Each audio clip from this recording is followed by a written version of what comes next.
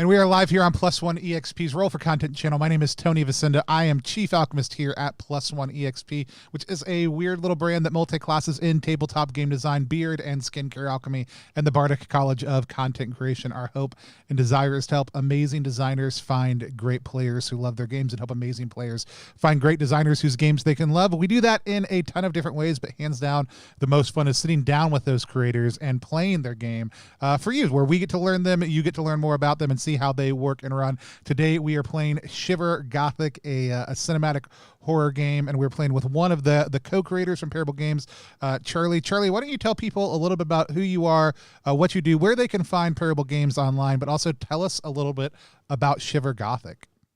Sure thing. Hi. So I'm Charlie Menzies. I'm the lead writer and kind of developer for Shiver. It's something that I kind of developed with my brother Barney. And Shiver is a horror RPG that kind of pulls on all different subgenres and areas of horror cinema that we love. It's a setting agnostic system. You can play anytime, anywhere, any place. And Shiver Gothic, in particular, is our expansion into our kind of first big major setting and looking at kind of all the kind of Gothic horror literature goodness that we enjoy, as well as kind of the Hammer horror side of things as well, and all good kind of universal monsters and all that jazz. In terms of where you can find us, we're currently live on Kickstarter. If you search Shiver Gothic, it should pop right. Follow us on Twitter. We're at Games Parable, and you can also find us on Facebook and Instagram as well, at Shiver RPG. Awesome. And if you want to check out anything kind of else, we also have a website, www.shiverrpg.com, where you find a free dice roller, access to a quick start guide if you want to give the game a try for free, and as well as a bundle of information and access to the main game, which you can now purchase as well. Awesome. And we, if you actually can go to the link right below my face, ttrpg.link /SGothicksCheck. Ooh, I hadn't said it out loud yet. And it'll take you straight to the Kickstarter page also too. We'll drop that link in the chat. It's also over in the description if you're watching this later on Facebook or YouTube. And so feel free, go over, check that out. Even pause right now if you're watching later. Go check it out right now. Don't wait. We are very excited to play. Shiver is a very important game here at Plus One. It is, I think, the third game we ever streamed here on the channel, and we were just getting started. Didn't have any followers, hadn't done a whole lot of work yet. We have a polished review of the Shiver original system over on our YouTube channel that kind of quickly breaks down how to play. They're very useful, not just for knowing what's in the game, but also for reminding yourself how to play when you're playing the game again 15 months after the fact. Like, I may have gone and watched that video earlier today. So you can go over and check that out along with our original stream. Speaking of our original stream, it was the first time Dan and I got to play games together. Dan, why don't you tell people who you are, what you do, where they can find you online? Absolutely. Hi, everyone. I'm Dan. I use they, them pronouns. I am a podcaster, comedian, musician, jack of all trades, and I'm so excited to be playing this game.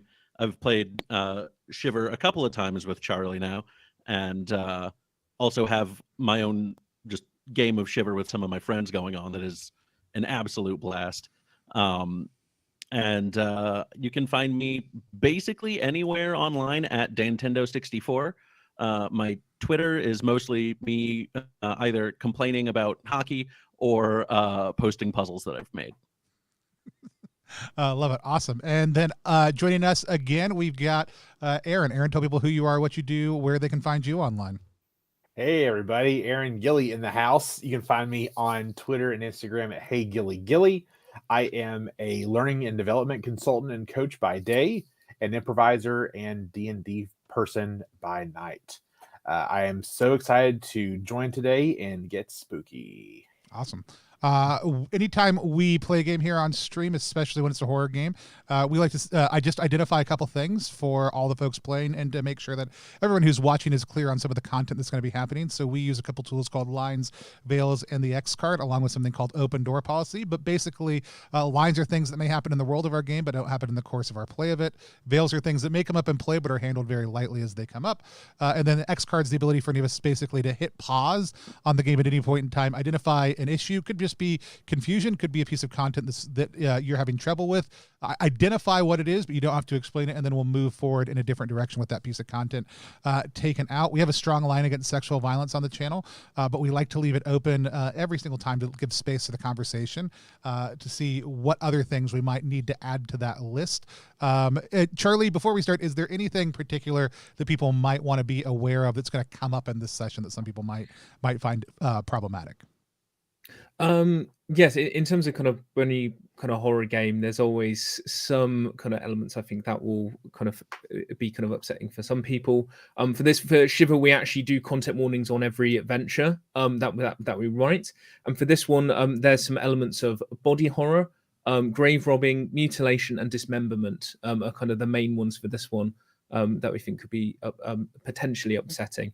So if that's not your jam, totally understand. But yes, those are the kind of four main things we've identified. All right. Does anybody else want to add any other lines or veils? I would like to add a line of over intoxication.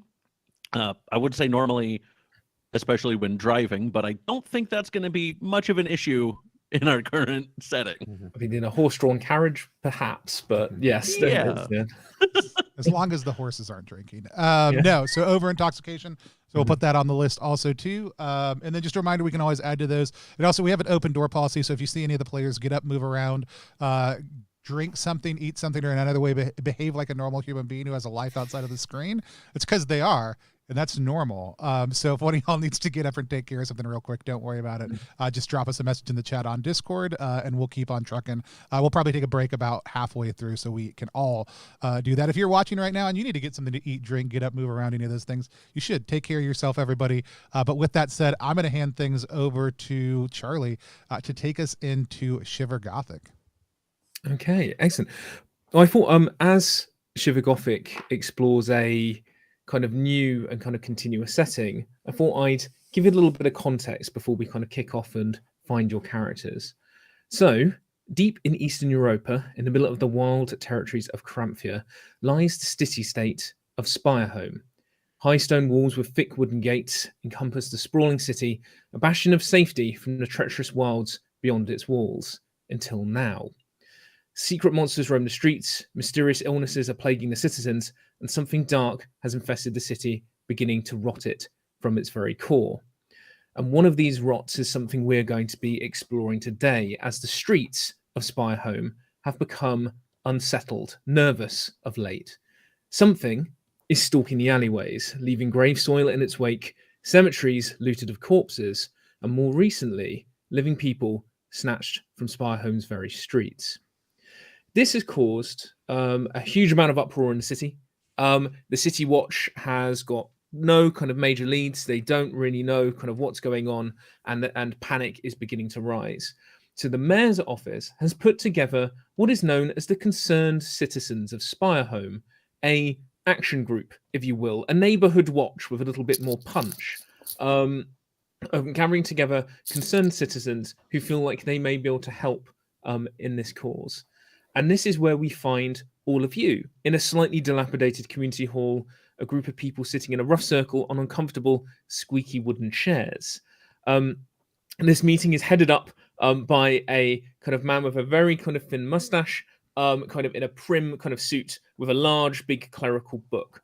You will know this man to be Charles Beauregard, who is one of the main clerks and assistants to Mayor Blomfist, the mayor of Spireholm. And he kind of taps his pen on his book and goes, right, okay, let's pull this meeting to order. Yes, this is I've lost count of which exactly meeting number this is of the Concerned Citizens of Spireholm. As is customary, let us go around the circle and introduce yourselves. I am Charles Beauregard, clerk to Mayor Plumfist himself, yada yada yada. And yes, gentleman to my left, and he points to you, Aaron. Would you like to introduce your character? Yeah, so you see somebody with a dark black cloak loosely tied around his neck. He's wearing what does it look like, a plain white shirt and dark black pants, and on he has like a pork pie style hat, or maybe closer to a derby style hat. And you see him like doing like a fun little dexterous coin trick in his hand, and he says, "Hello, everybody. You all know me, the great magician Clevin Coopersmith."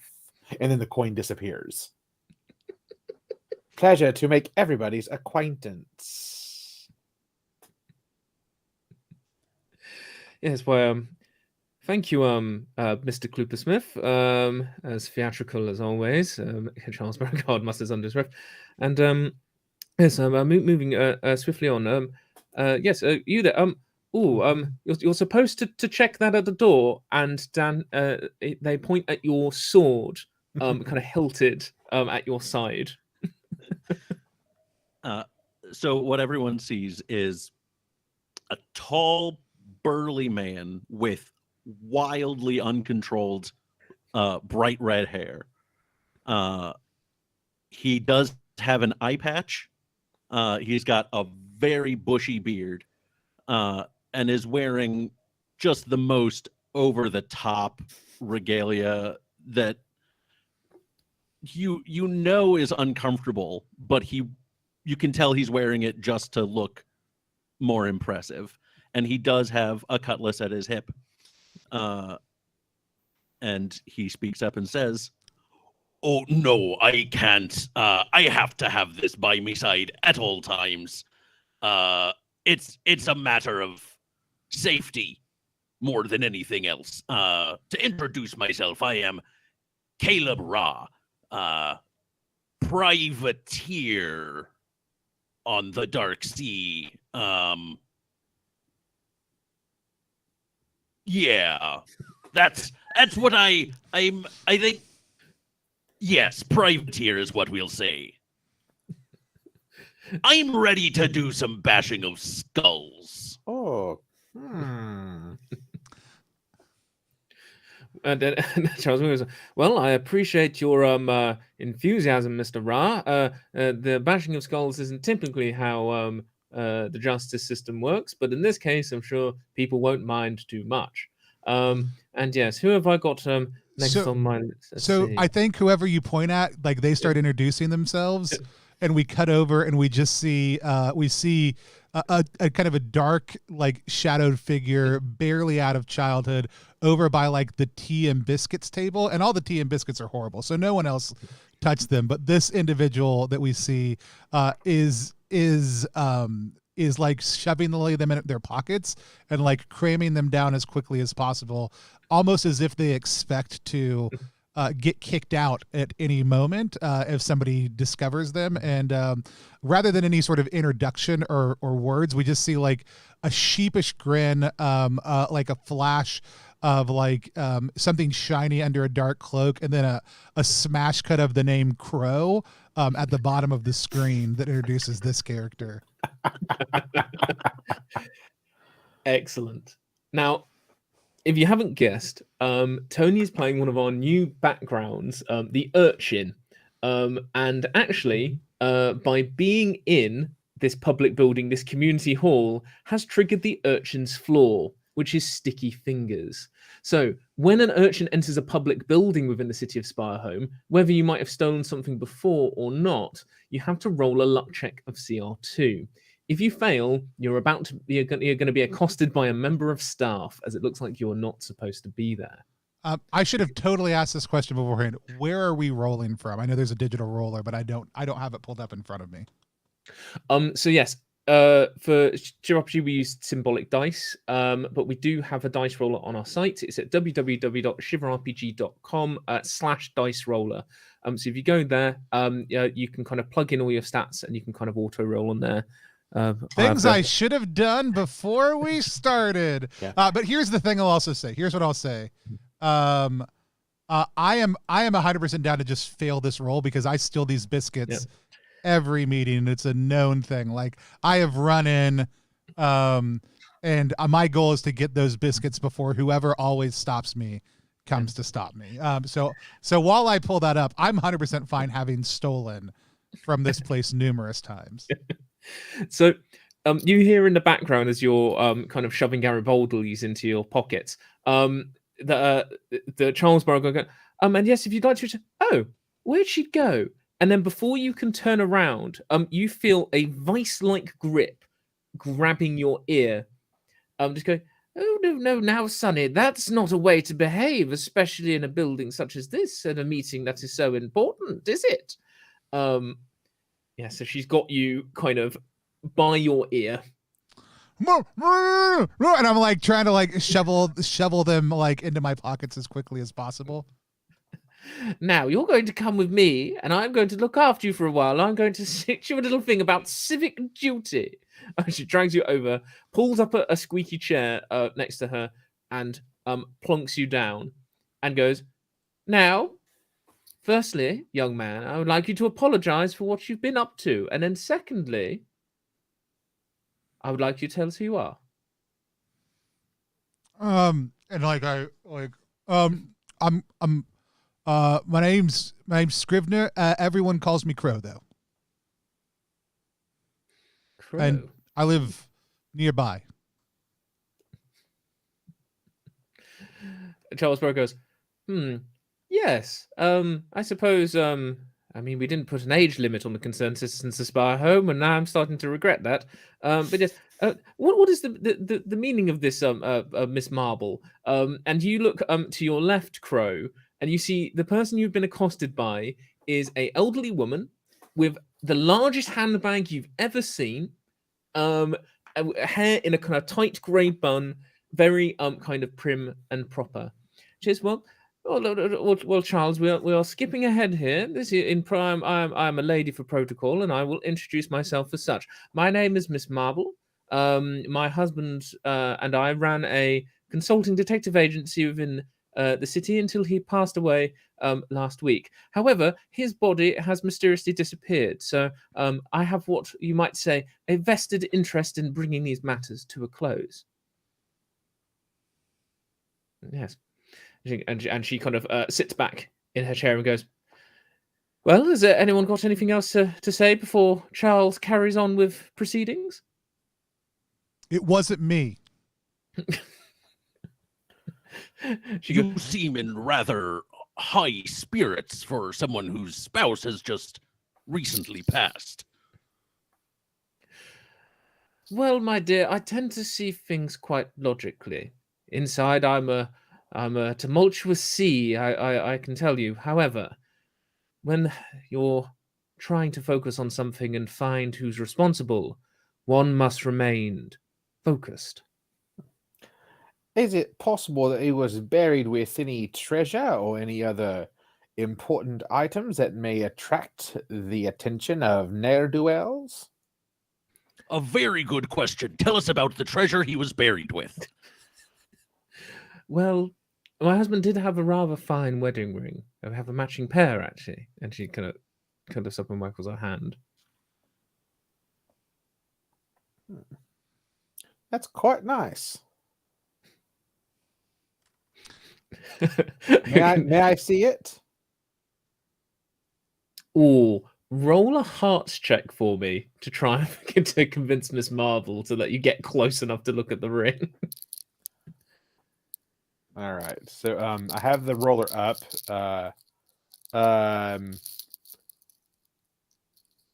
It gave me it says 1 strange, then 0 successes.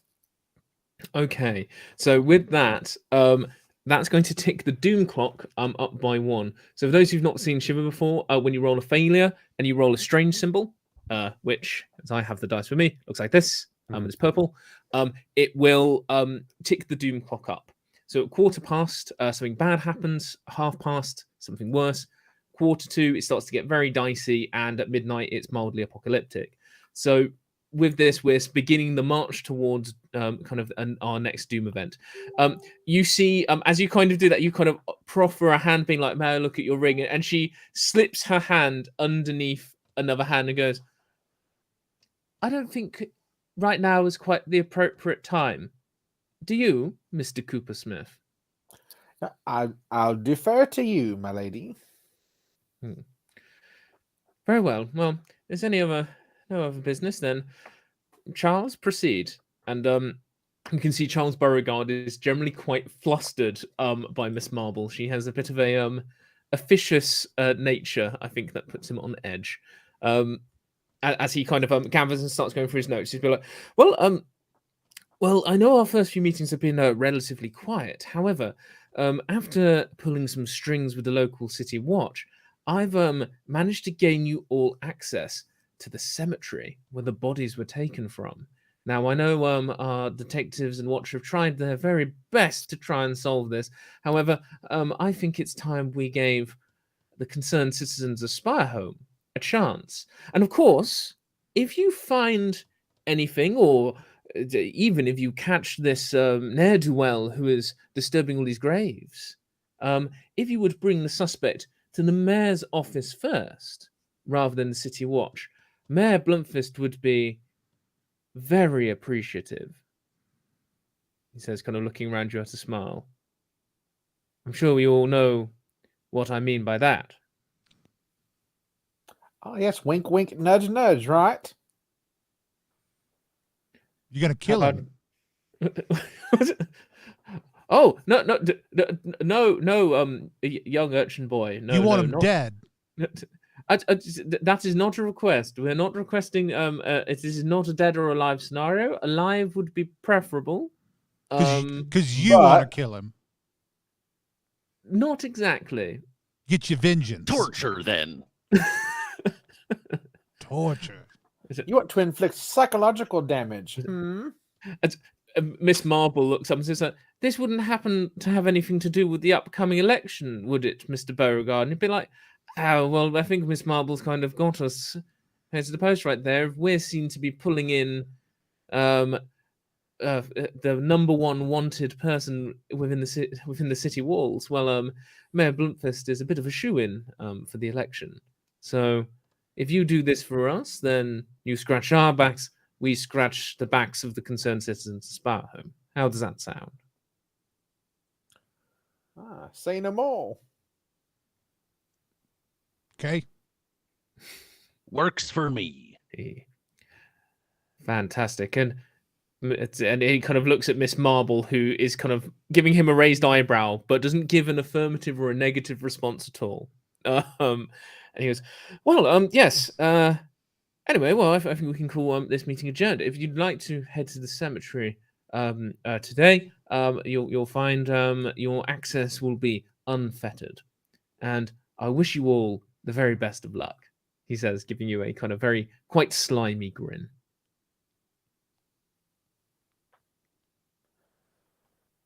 No, that doesn't make me particularly comfortable. I don't like that man. Yeah. Feelings mutual there. He's weird.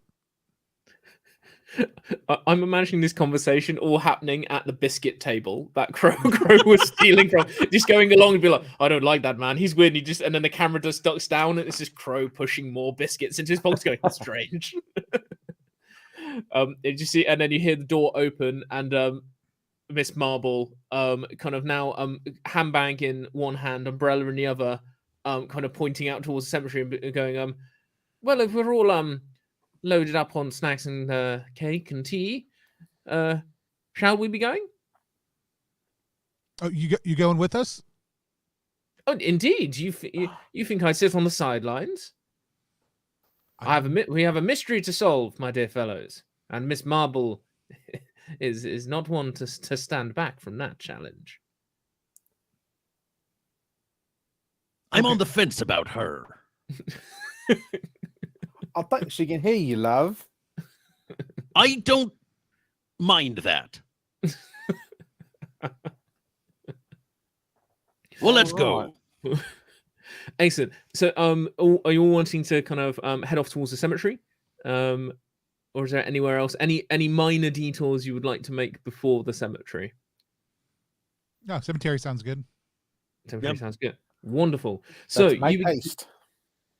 So you kind of make your way out of the kind of community hall and begin winding your way through the streets of Spirehome over the kind of cobbled streets. You notice the skies are darkening quite heavily. There's been talk around the city of a storm that's on the way, a storm of a size that you haven't really seen in many, many decades. As rain begins to lightly fall, you arrive at the cemetery, or as it's more known, Cemetery Row, as the cemetery in Spirehome is its entire district within its own right. The city not being a stranger to death, the cemetery is extremely large. You open the wrought iron cemetery gates, which screech on their hinges in protest as they're pushed aside, and you enter the grounds. It's starting to get dark enough now that the gas lamps have been lit. They light the main path in pools of flickering orange. The shapes of the headstones and statues above the tombs now becoming barely visible in the distance beyond the glow, forming sinister silhouettes out in the dark.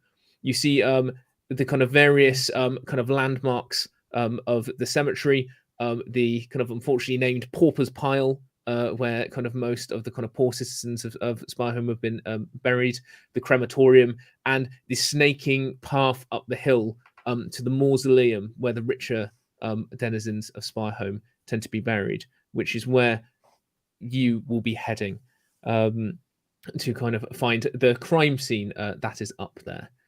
So yes, so you want to proceed up to the mausoleum? Yep. Let's do it. Fantastic. So you weave your way up the hill and you find the area that has been the target of these grave robbings. And this section of the graveyard is in absolute utter disarray. Numerous graves have been dug up, soil has been flung everywhere, shattered coffins litter kind of the ground, along with many discarded, rotting limbs and appendages. Whoever was here had no concern for their presence being noticed.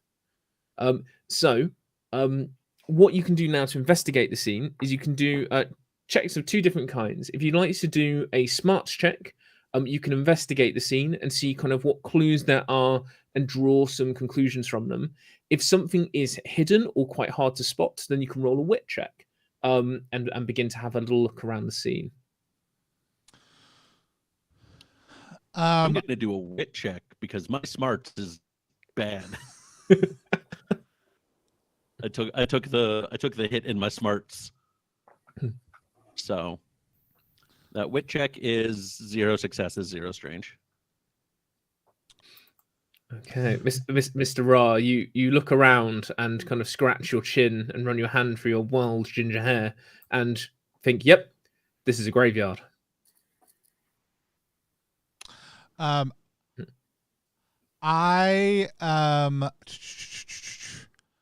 gonna make a wits roll also.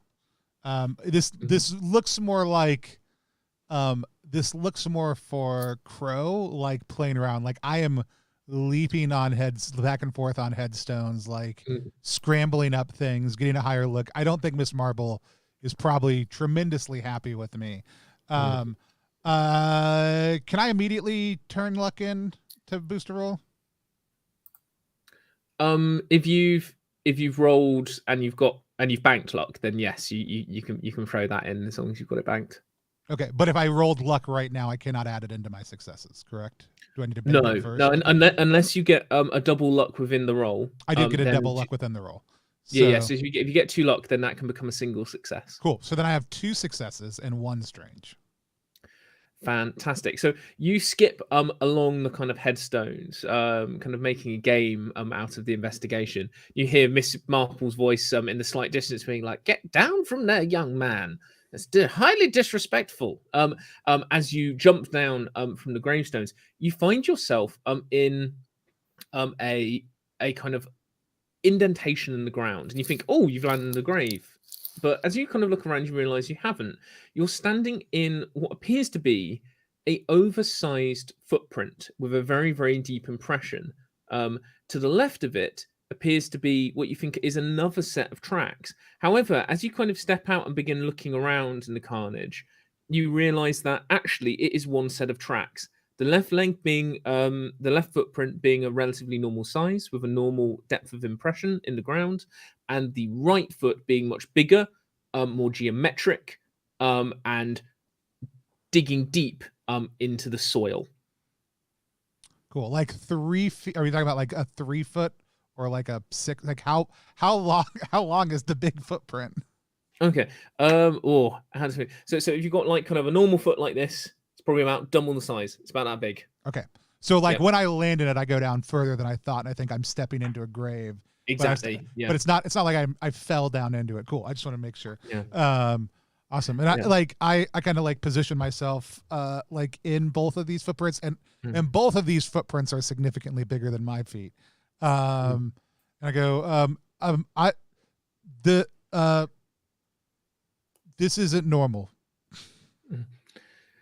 And you see kind of a shadow appear above you as you're down in the footprint. And goes, indeed, it's not. Miss Marvel stands over you, and she crouches down and begins to investigate it as well. As you look up, you see that there is another shadow above you, Crow, and that is of the mausoleum. And you notice that the bars of the mausoleum have been kind of ripped open, but you notice that the left-hand side has been completely torn away, whilst the other side has been pulled back, but not as far, suggesting, and the metal on the left-hand side looks as almost it's been crumpled as if it was foil, like it was like a tin can, kind of. And in your head, you think, like, that person's probably got a very strong left hand.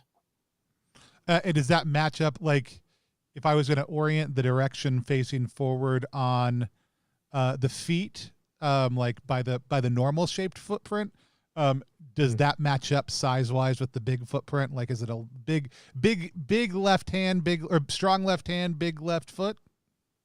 Yes. Okay.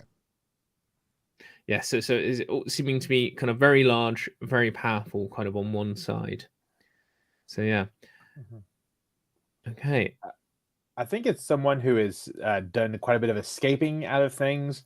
I think that Clevin would like to examine the bars and see if they can, make heads or tails of maybe what exactly crushed these things and got them apart. Kind of examine maybe like the tensile strength of the bars and try to give some sort of bullshit expertise opinion on it. Yeah. Make a smarts check for me to kind of see what you can kind of pull together. 1 success, 1 strange. Okay. With that, you kind of lean up to the bars and kind of start having a bit of a closer look. You can't tell specifically what's done it, but the only thing that you've seen that has done something like this is in like some of the biggest factories, like an industrial crusher or compress, like built to crush metal.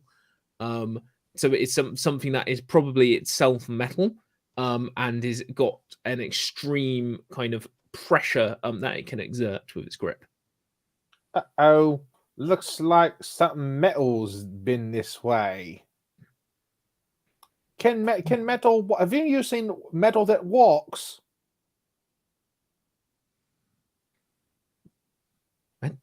Metal that What? walks, my dear? Like some sort of machine or contraption? Maybe someone can pilot it like some sort of mech or something?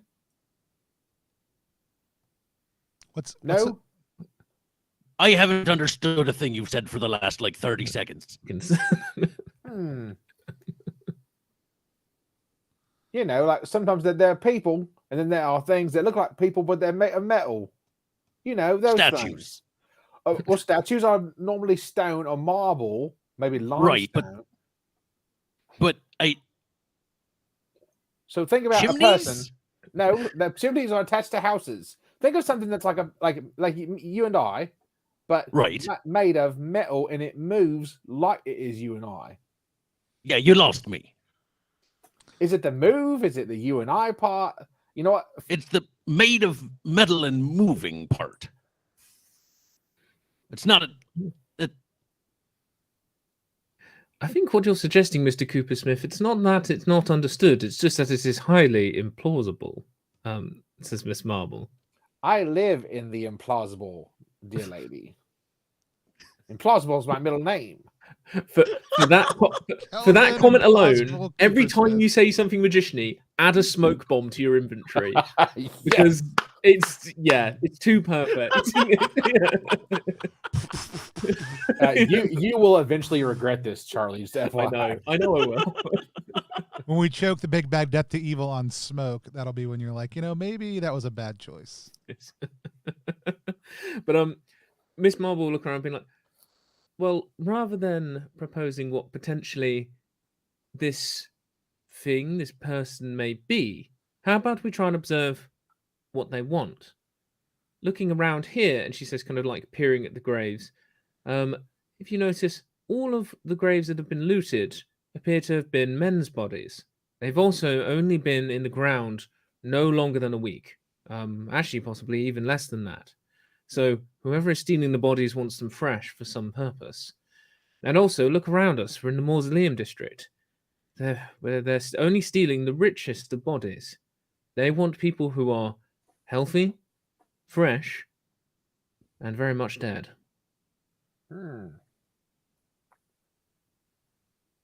Looks like it. Maybe we should dig up one of the bodies that hasn't yet been stolen and take a look at it and see what it was lacking.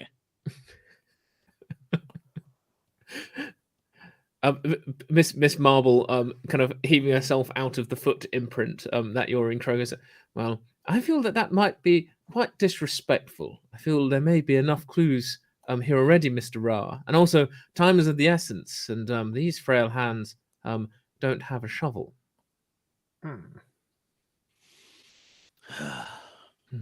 It's a good point. But also, please, call me Bad Dog.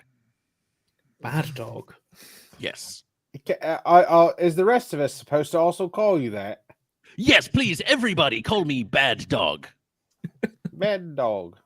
Okay. I like the idea you just wanted only Miss Marvel to call you Bad Dog. I was like, is this you initiating a kink, or is this just your preferred name? Either is fine. I just want to be clear right now. Are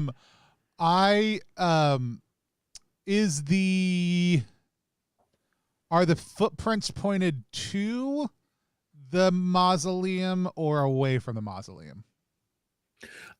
It kind of almost seems like they have been in kind of just a wild rampage, like digging up bodies from everywhere, checking them over, and you can see some of the bodies where they've dug up. Evidently, it's been wrong, and then has been like cast aside. Hence, the scattered limbs. So that wasn't normal. I don't know. I've never been to this graveyard before, so I was not sure if they were just very bad at getting people in the ground or not. I think you see Crow like leaping between these footsteps, like retracing the steps, kind of figuring all of this out.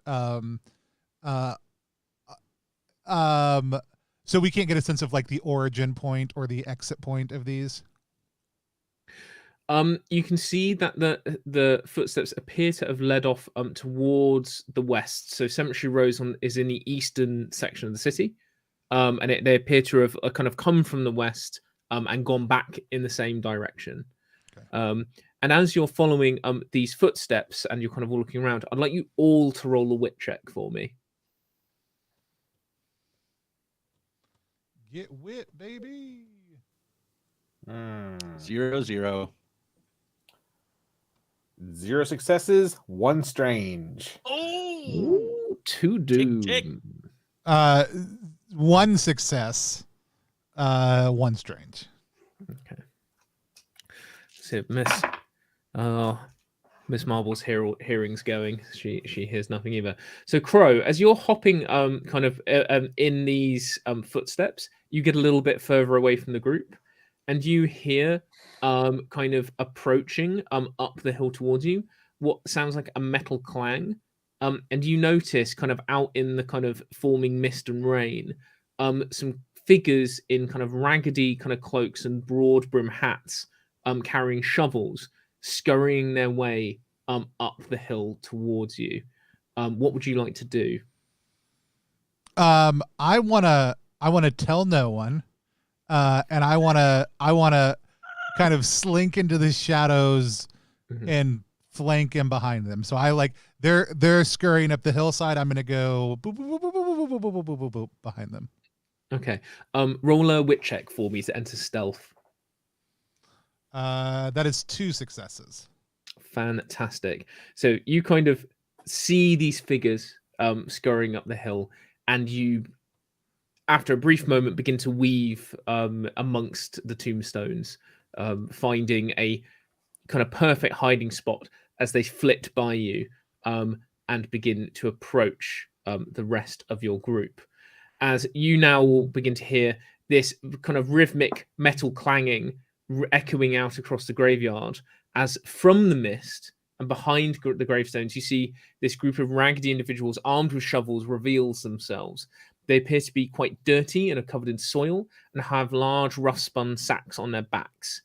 And one that has a very large kind of broad brim hat, like so kind of broad, it's almost kind of obscuring his eyes, steps to the front, grinning with crooked yellow teeth, and goes, well, well, well, you've made a mistake coming back here.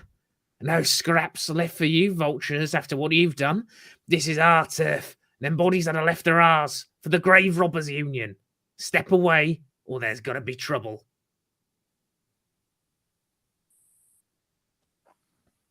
I think you might misunderstand what's going on here. We're not robbing any graves. That's not what we've been.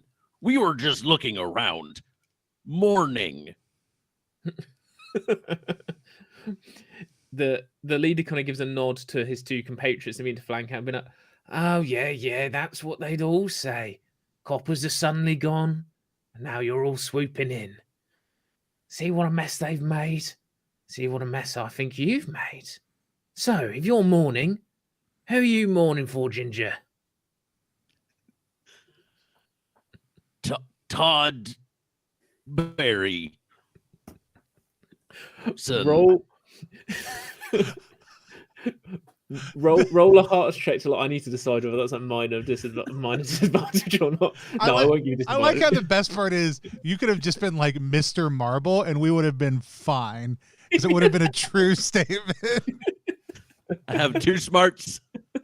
That was 0 successes, 0 strange. 3rd absolute bagels in a row. Oh, and he kind of, the leader twizzles his shovel kind of in his hand and goes, well, the dead don't lie, but you do. And he's going to rush towards you, and he's going to swing his shovel at your head, Caleb Ra. And he misses. You manage to kind of take a solid step out of the way as the shovel comes down and lands kind of in the dirt.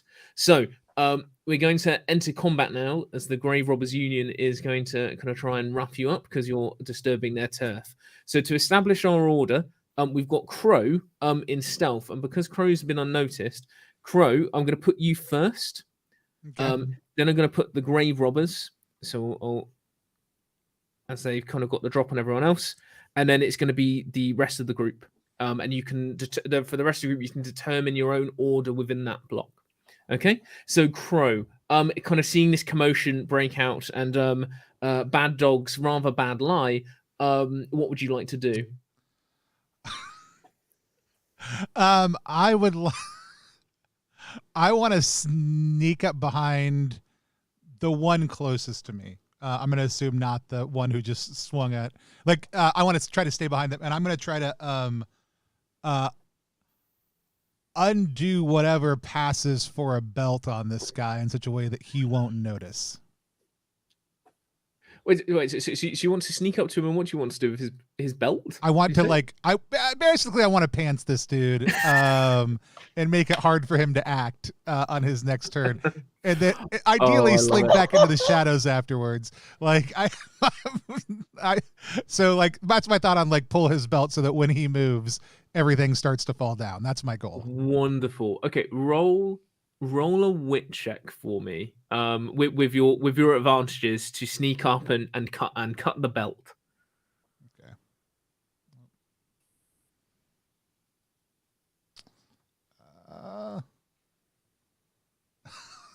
So that is with some luck added 2 successes. 2 successes. Wonderful.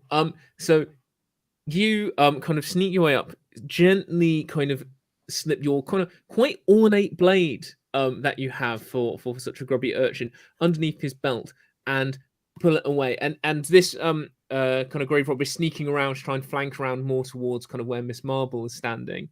And as he takes another step forwards, his trousers just suddenly go thump down, and you see that he's wearing a pair of very dirty, like polka dot drawers, and he just goes, "Ugh, cool, blimey, your pants are down." So, and what I'm going to say is because he didn't deal him any damage, that's going to be an interact. So now that his pants are around his ankles, if you want to attack or potentially give him a shove, you may. So let's talk fictional positioning for a second. So his pants are down. He was headed towards Miss Marble. Where are the other two at in relation to me? Are they like they're ahead? Are they like in a line with each other? Yeah. So like Miss Marble's closest to you. Cool. Then you've got kind of Bad Dog in the middle, and then you've got Cooper Smith kind of on the kind of far right. Cool. Can I hit the two of them with a blast of air from my dagger? Oh, you mean the if you get all the grave robbers in a line? Just the two who I haven't pantsed at this point in time. Oh, roll a luck check for me. Okay. Let's see. Let's see if they've just so happened to kind of come into targeting line. I got one strange but no luck. One strange but no luck. So you're not so they're not going to have lined up. But I'm going to say like you can definitely get one of them if you target I'll them. take the one who just swung their shovel at was it Cooper Smith's head? I'll blast him with air. Excellent. Okay, so you kind of cut the belt, force down, cool, blimey.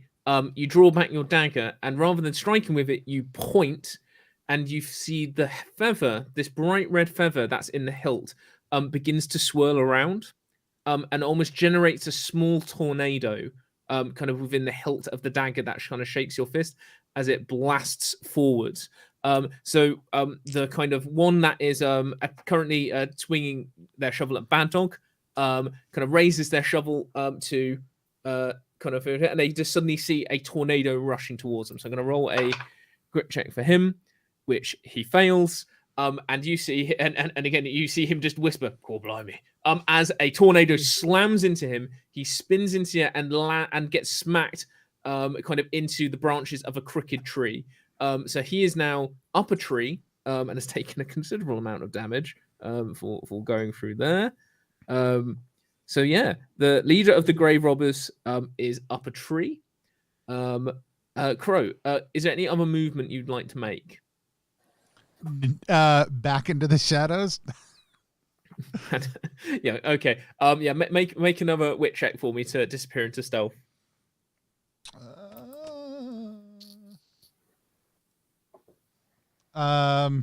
2 strange, no successes. Fantastic. So yeah, you see that the one who you pantsed turns around and notices you, and goes, "You, you did this, you little grubby urchin," and begins to make his way towards you. Now I'm going to make him roll a smarts check to make him realize that actually running towards you with his trousers down is probably a bad idea. He doesn't get any smarts, and this grave robber goes straight down and is prone. So that grave robber loses his turn, and the one that is left kind of looks around and sees you, Cooper Smith, and he's going to try and take a swing at you. And he is going to hit you, unfortunately. So you're going to take 2 blunt damage as you get clanged across the shoulder with a kind of rusty shovel. Oh! Okay, fantastic. So now that brings us to Bad Dog and Clevin Cooper Smith. What would you like to do? I will let Clevin go first since he just got smacked. All right. So this is where I'm going to use my ability for big fight energy.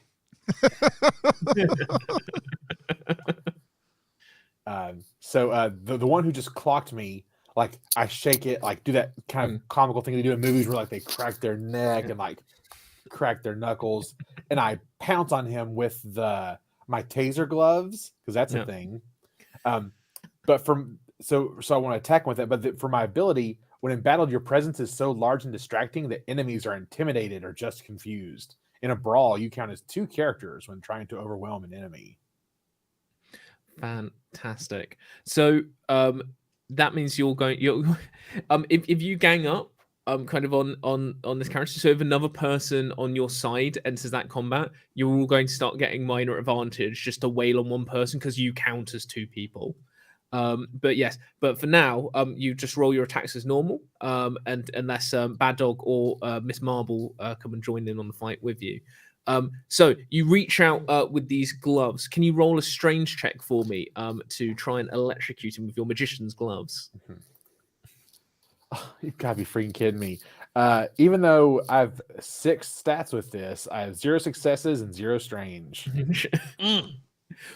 So you reach out and you grab the kind of grave robber's face and kind of try and utter some form of magical incantation that like came on a little scrap of paper with the person who stole this from, and the sigils on the back of the gloves glow brighter and brighter and brighter, and then they just kind of like fizzle and then just smoke slightly, and the grave robber just like looks at you and just goes, "What are you doing?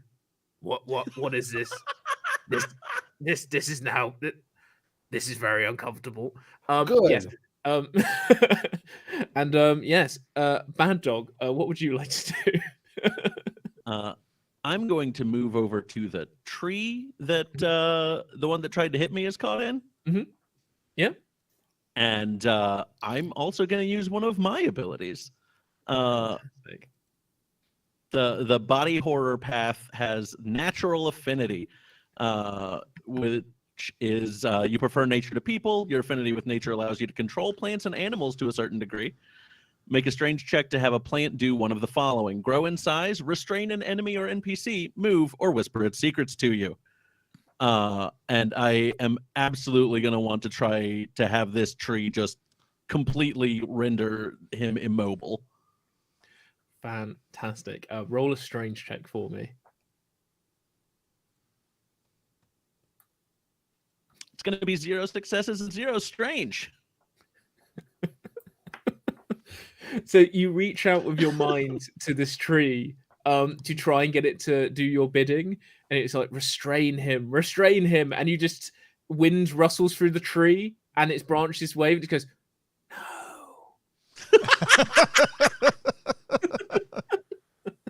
no. After this is all done, I'm coming to cut you down. Oh, so Mr. Coopersmith, you hear a kind of a officer, terribly sorry, dear. Would you mind ducking? All right, can do. And you duck, and you just imagine the camera facing your face. As you duck down, you see Miss Marble reaches into her giant handbag and pulls out the biggest flint rock like kind of pistol you've seen, lines it up and fires. And the kind of lead pellet flies and goes straight through the shoulder of this grave robber, who kind of stumbles back. Oh, blimey! She's got a shooter, lads! She's got a shooter! Holy shit, mates! Fantastic. Okay, and that is going to be Miss I'm Marble. coming around on her. And she goes, "Thank you, reloading, dear." She's just hitting kind of lead pellet and pushing down gunpowder. Right, and that is going to bring us back to the top of the order with Crow. Crow, you're currently not hiding in the shadows, but backing away from this grave robber, pants down, who is crawling towards you through the dirt. I don't particularly want to kill this guy, so I'm just gonna run up and kick him in the face. Okay. Yeah. Roll a grit check for me. My best stat. Oh, with minor advantage because he's prone. Oh, good, because it's my prone. worst stat. What does minor advantage mean? So minor advantage means whenever I say minor advantage, you get to add an extra d6. If it's major advantage, then you get to add one of our d8, so Cool. a talent or a core die. Okay, so I'm gonna Type in that for a second. Roll it. 0 successes. Jeez, we are having some luck today. Let me point out, I have knocked a guy into a tree and pantsed another guy. I'm doing great. So sure. you run in and try and kind of kick him in the face, but he manages to just slide the tip of his shovel like in front of his face. You stub your toe and hop back a little bit, and it smarts a touch. You've still got your kind of move and interact left. If you'd like to run away or try and go into stealth again, that's something you could do. Completely up to you. Yeah, I think like after I stub my toe, like I just want to keep him kind of on the defensive. So I like not expecting to do any damage, just like run over him. Like I just moved to the backside of him since he's prone, but I step on him while I'm going. You kind of like hop on him like a mushroom in Mario. Yeah. And kind of boom, and he's like, "Oh, that was just unnecessary." And that is going to be our grave robber's turn. So our guy is going to stand up. And unfortunately, that means he has to use his interact to stand up. So he can't use an interact to pull his trousers up. So his trousers are still down. However, you are nearby, so he's going to try and take a swing at you with his shovel. And he misses. And flails around wildly. Tell you what, yeah, let's do a luck check to make sure if he stays on his feet and doesn't trip on his own trousers. He rolls 2 luck. He's fine. He's okay. He's managing to. He's staying up this time. So other grave robbers. Other grave robbers in the tree. Let's roll a wit check to see if he can start clambering down out of the tree. He rolls 2 strange. So I'm going to say the lead grave robber. Kind of goes, "Oh, come here! I'm gonna come get you!" And you just hear "Oh no!" As his foot lands on a branch. You hear a large snap. And he just like you just hear "ooh ah ee ah" as he basically hits every branch on the way down, and takes a considerable amount of damage, and lands kind of face first, kind of into like the grave soil below. We've got the grave robber who has been shot by Miss Marble, who kind of looks around, sees his one of his compatriots is currently pantsless, fighting a child.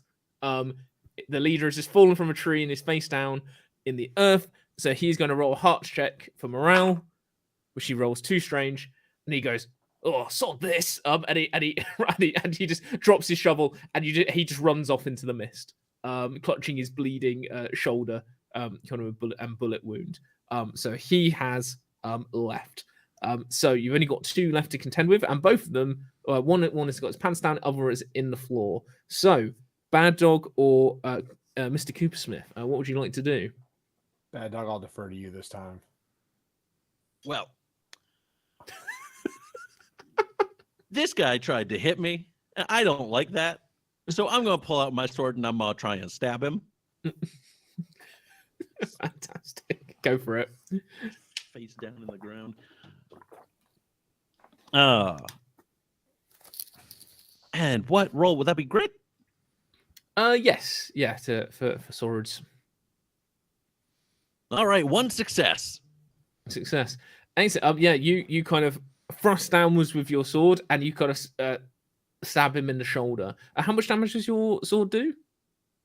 I don't think I actually put down any stats for it. So I don't know. I'm going to say, off the top of my head, I think it's 3 sharp damage, if I remember correctly from the core book. I'm sure someone will correct me if I'm wrong. But in that case, so the lead kind of grave robber rolls over, and he goes, "Right, listen." And then you stab him in the shoulder. He's like, "Oh, God, oh!"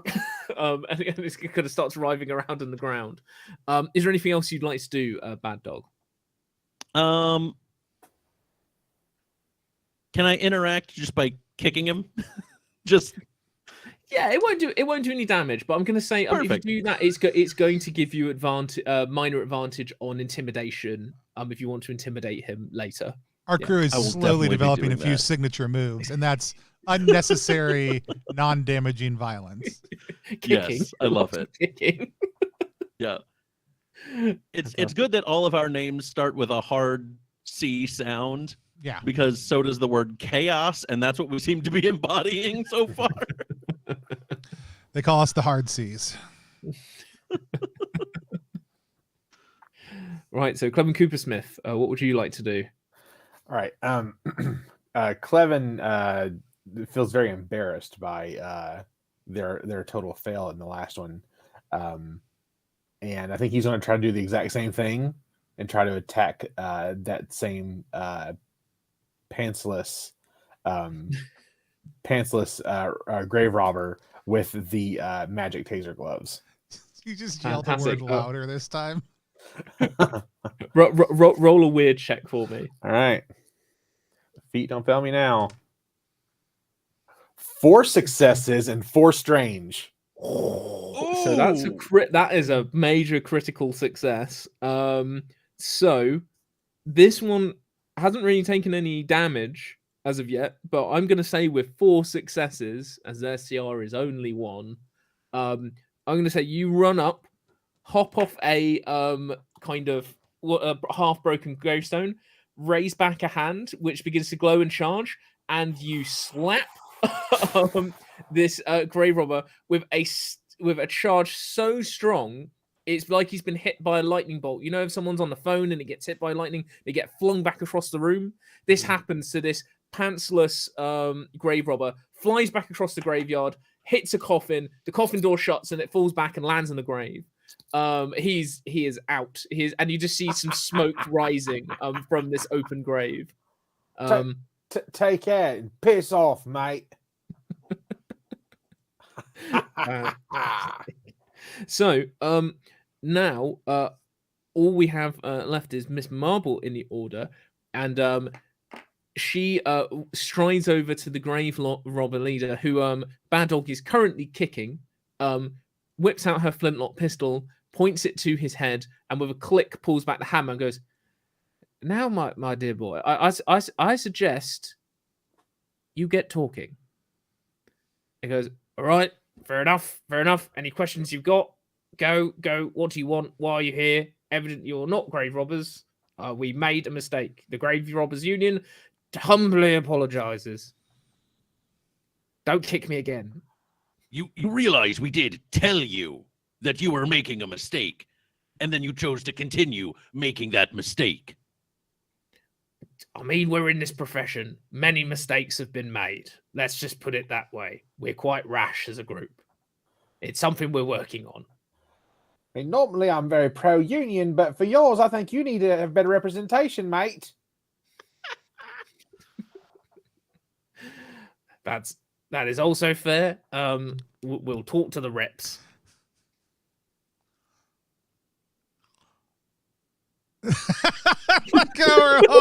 We're just going to tell them about how bad their union structure is. We sit down for the next 2 hours and talk about what good collective bargaining looks like.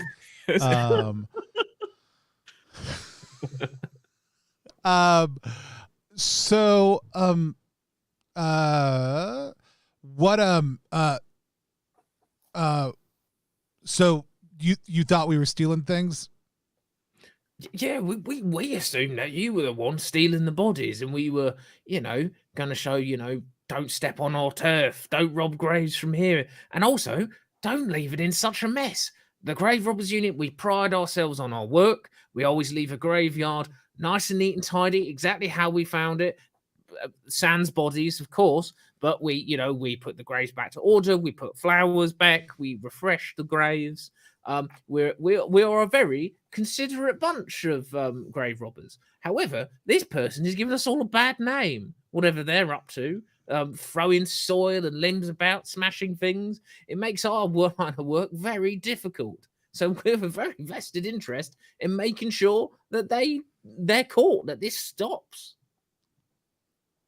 Well, we're working on that, but taking a look around at the strange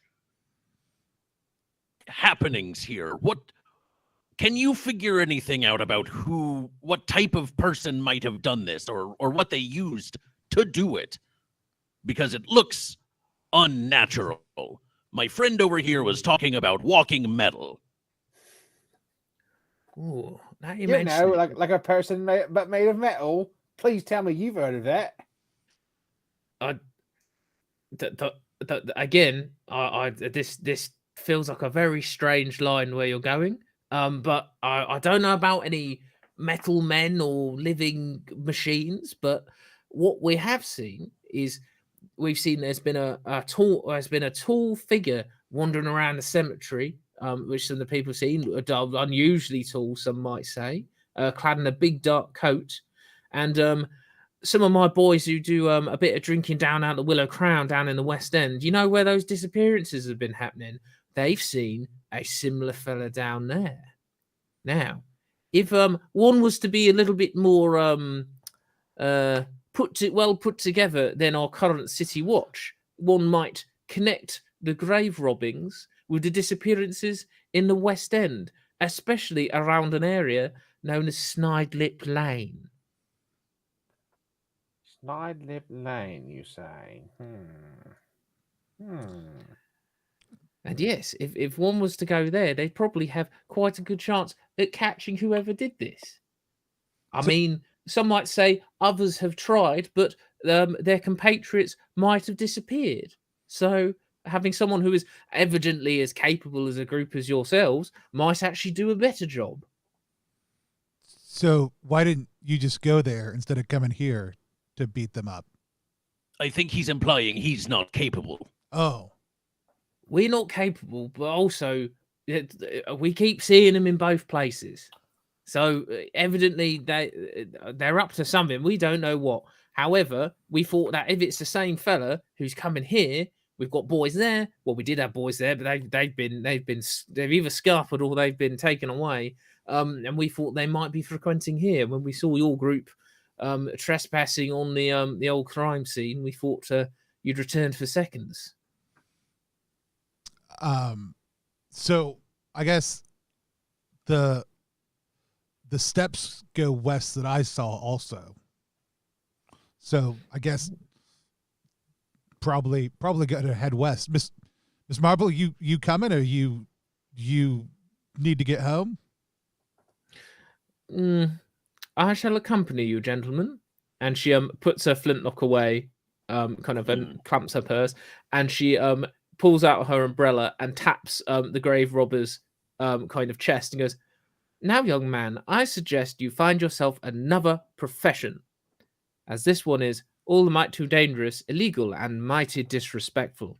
Don't you think?" And he goes, and he takes off his hat and puts it in his chest. Goes, yes, ma'am. He goes, "Very good." And she'll be going, "Right, to the West End, shall we?" Yes. Let's To the West End. To the West End. Fantastic. So you leave the bleeding and heavily kicked graveyard, the grave robber leader in the graveyard as you begin following the steps down out of the west gate of Cemetery Row. You wind your way back through the city centre, kind of quite near actually where the community hall was and City Hall, and you wind your way into the west end, the west quarter of the city centre.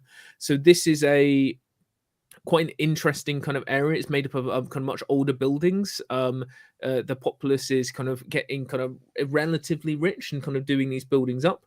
However, you can, as you begin to wind your way into the West End, you realise why a kidnapper would potentially make this their home. The buildings are pushed extremely close together, and they form a narrow, tight-knit maze of corridors, alleyways, small streets that you could barely fit a single horse down. Which is quite strange for the city. There probably isn't many other places like this in Spire Home. Eventually, you wind your way through until going past the Willow Crown and down a couple of the pub, the grave robber mentioned, and down a couple more streets, you find yourself in Snidelip Lane. This street is dark. There are no gas lamps. There are multiple little alleyways kind of leading off of here. It seems the perfect place or stalking ground for a kidnapper, but it also may be the perfect place for you to spring a trap. So let me have a scroll down. So looking around in here, so what we're going to enter now is kind of staking out this area, if that's something you want to do. So it's somewhere that you've learned that the kidnapper frequents kind of regularly and has been seen here, but people have disappeared from here, so it's not entirely safe. So having a look around, if you'd like to do a wit smarts check to have a look around and try and figure out what's the best way to cover this alleyway, what are the potential problems that could pop up, and kind of how can you kind of hem this kidnapper in, whoever or whatever they may be. All right. 0 successes and 1 strange on a wit check. Oh, Gilly. I got 1 success on my wit check. I got 1 success on my wit check and 2 strange. Excellent. So, Bad Dog, you begin looking around and see that some of the alleyways around here are larger than others. And there are some things that you can kind of put in the way. So you begin kind of heaving crates and bits and pieces kind of in the way to try and hem off some of the kind of bigger exits or bits so they could get away. And if you want to, you can position yourself in one of these alleyways and hide. You'd have to make a wit check to try and be stealthy. But it means that you can also cover like one of these exits, so they have a smaller chance of getting away. All right, I am going to do that. 1 success. Fantastic. Yeah. So kind of looking down the kind of alleyways that you've not covered yet, you find a old doorway that's inset a bit with a door that's boarded up. So you kind of put your shoulder kind of into this kind of indented doorway and kind of shrink away into the shadows. Crow, with your success, you realize that as soon as this kidnapper, if they run and they turn left and a right, you're going to lose them. It's going to be really, really hard to find them. However, the higher up you are, with a bit more of a bird's eye view, you may have a better chance. And looking up, you think that getting onto the roofs may not be that difficult. So if you'd like to roll a wit or a grit check, depending on which one you feel is stronger for you, you can climb up and post yourself as a scout on the roofs. That was 100% my plan, so that's excellent. I'm going to roll a wit check. I got 2 strange. Oh. So what I'm going to say is you're climbing kind of up, and you're kind of being like, oh, this is fine. This is all the things. And you're kind of going up like an old escape ladder. And as you reach up and kind of put your hand over to haul yourself in the thing, you feel a spike go through your hand.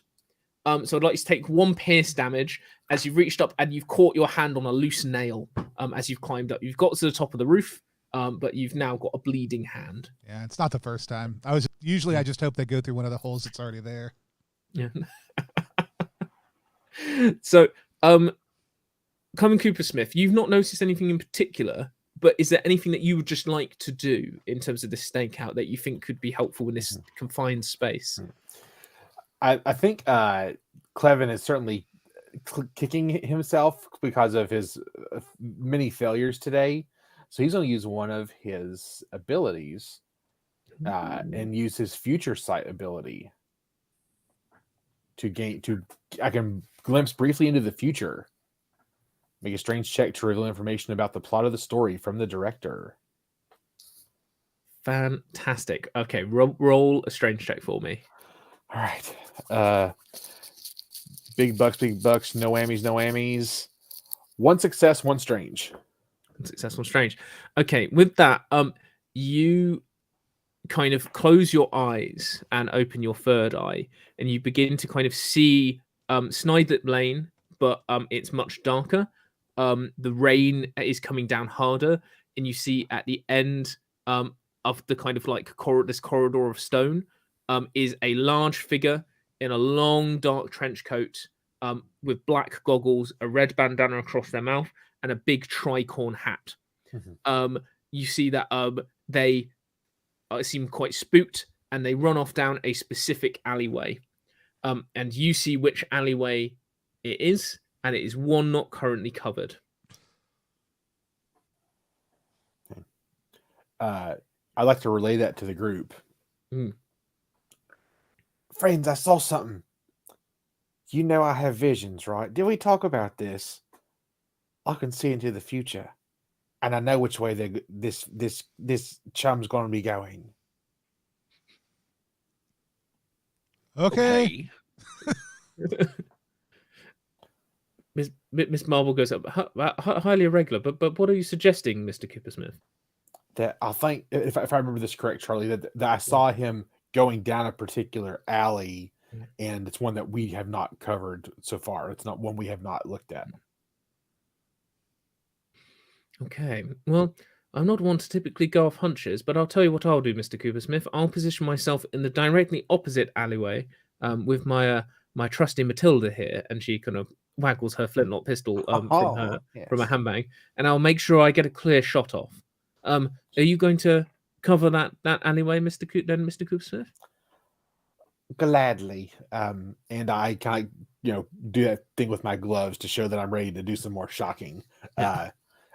For that ability, it says that it ticks. So successful divination ticks the doom clock up by 2 minutes and deals me 1 soul damage. Is that correct? And that is correct. So yes, we're on 8 minutes past doom. And yes, as you begin making your way over something, you feel a slight kind of pang, kind of a headache, kind of in your mind, of just like, oh, that took a bit of a strain to see that far. Right, cool.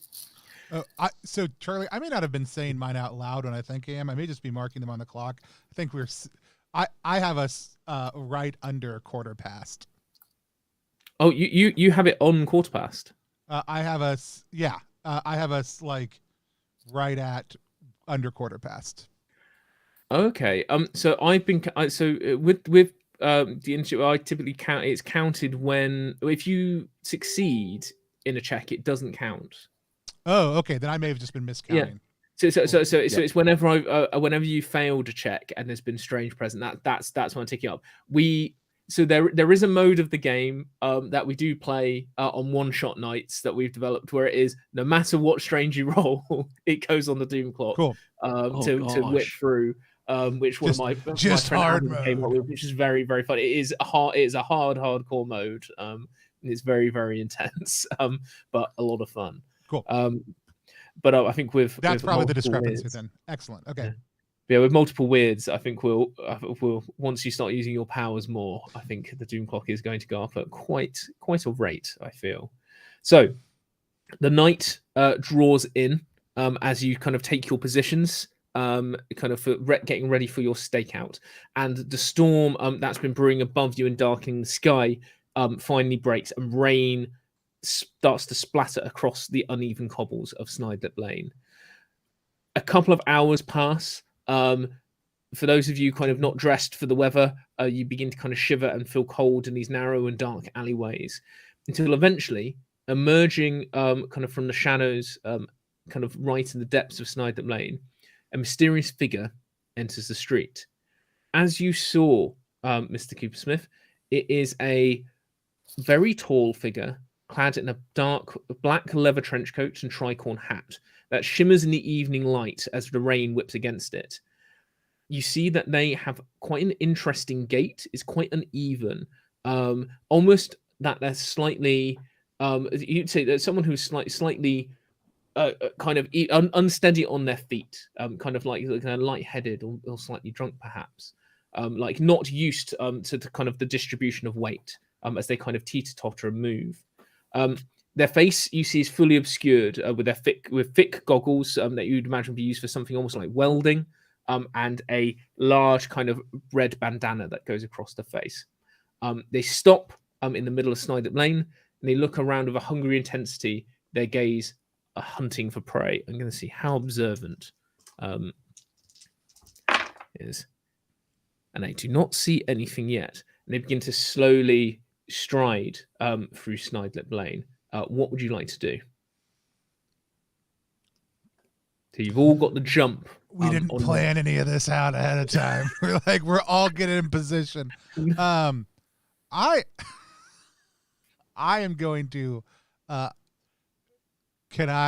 would like to cut a clothesline and swing down and hit this guy in the back with my feet.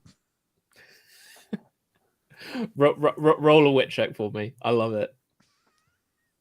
It's exactly what we planned on, all right? I'm going to go ahead and add some of my bank luck.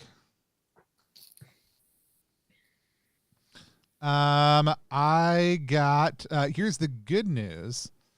I got 3 strange. Oh my god. So we're 11 minutes past 2. That's it. Oh That's my all. That's all the good luck. goodness. That's all the good luck. I just, I swing. I go across the alleyway into the other alleyway. Totally missing this guy. So yeah, so what you do is you cut and you kind of grab this this clothesline. You kind of jump to the side and swing down one alleyway to try and hit him as he walks across. But he takes one big stride. And you swing behind him. Yeah. I'm gonna roll to see if he actually notices you. Which he does. He feels this kind of wind whoosh by him as your urchin kind of swings past. The washing line snaps, and you slide along the wet cobbles into a dumpster kind of pile of trash. And I'd like to take 1 blunt damage for me, please. As you collide with the dumpster. Perfect. Exactly as I planned. I've distracted him.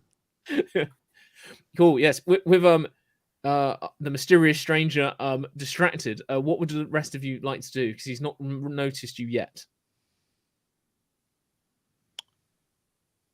I mean, if we're going, I guess is the thing of it. So I'm gonna burst out of my hiding spot and run up to him and just try to tackle him. Okay, go for it. All right. Nothing could go wrong. No, not at all. Everything could go great. 2 successes. 2 successes. Right, so I'm going to roll a grit check. See if you knock him down. Right. Okay. Interesting. So where are you? Are you going high tackle? Are you going low tackle? Mid tackle? Like where are you aiming? I'm going high tackle. High tackle. Okay. Right. So you kind of run in, kind of arm, kind of braced for a clothesline as you kind of tackle the top of this figure, and something quite interesting happens.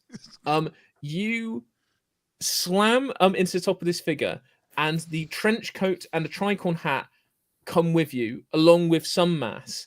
And you hit the floor, and something very small you actually feel is squirming in your arms. And as you look up and turn around, you see a very strange sight. Remaining are 2 figures, one standing on top of the other's shoulders. The one that's standing on top of his shoulders is very burly in the middle, with tiny legs and very long arms to fill out the coat. And the one below is short-bodied, small arms, but with very powerful legs. And they're pale blue skin, and they look like they've been stitched together from various body parts. And you see that the one on the bottom looks up to the one that's on its shoulder and goes, and the one goes, and then they kind of look around and they go, and then they start to run for the alleyway that you saw in your future sight. I like how you were totally prepared for children in a trench coat, and it was only worse. It was. I mean, these are horrifying someone's children. Smurfs in a trench coat. These are someone's children. So, yes, you've got it tackled. One of these things tackled and running to it, and as you kind of like knock away the goggles and tricorn hat, you see that there is one kind of like with like kind of 2 very large kind of black eyes, no nose, and like a really wide mouth, and it kind of looks at you and just goes, "Ah!" and just like screeches and just carries on like struggling. So we're going to cut to you, Cooper Smith, as these 2 creatures. One's still on the one. They're still on top of one another's shoulders. Just sans trench coat. They're running together. So they're coming towards you. What would you like to do? All right, so Clevin's going to do this thing. It's going to look super sexy and cool. Like he kind of like stands like shoulder, like feet shoulder width apart, cape breezing behind him. He's going to pull out his magic possessed deck of cards. This is his peculiar artifact. Excellent. And he takes the cards out. It almost looks like he's like doing something like I don't know, like anime style. Like he's like pulls them out and like there's like an emphasis on them. And he's going to use them and try to channel the powers of this item. Fantastic. All right. So does I need to roll a skill die? How would you like me to do that in the roller? So if you just hit one of the results and just take the first symboled result that you see and do it that way off of the d6. I got luck for my one. Luck. So that allows you to choose, I think, if I remember correctly, doesn't it? It does, yes. yes. So what effect would you like your peculiar artifact to have? Oh gosh. I want to use the one for strange. Ooh. So, a giant ethereal limb emerges from the artifact and sweeps around you, dealing 6 soul damage to all enemies within medium range. This also ticks up the doom clock by 5 minutes. 5 minutes. So that takes us to 60 minutes past doom.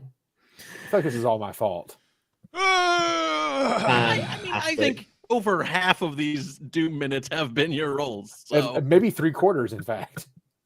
So, right, I've got the perfect thing to happen this. So, there are consequences to this, as you've done something fantastically magical. However, you have also ticked the doom clock up to its first doom event.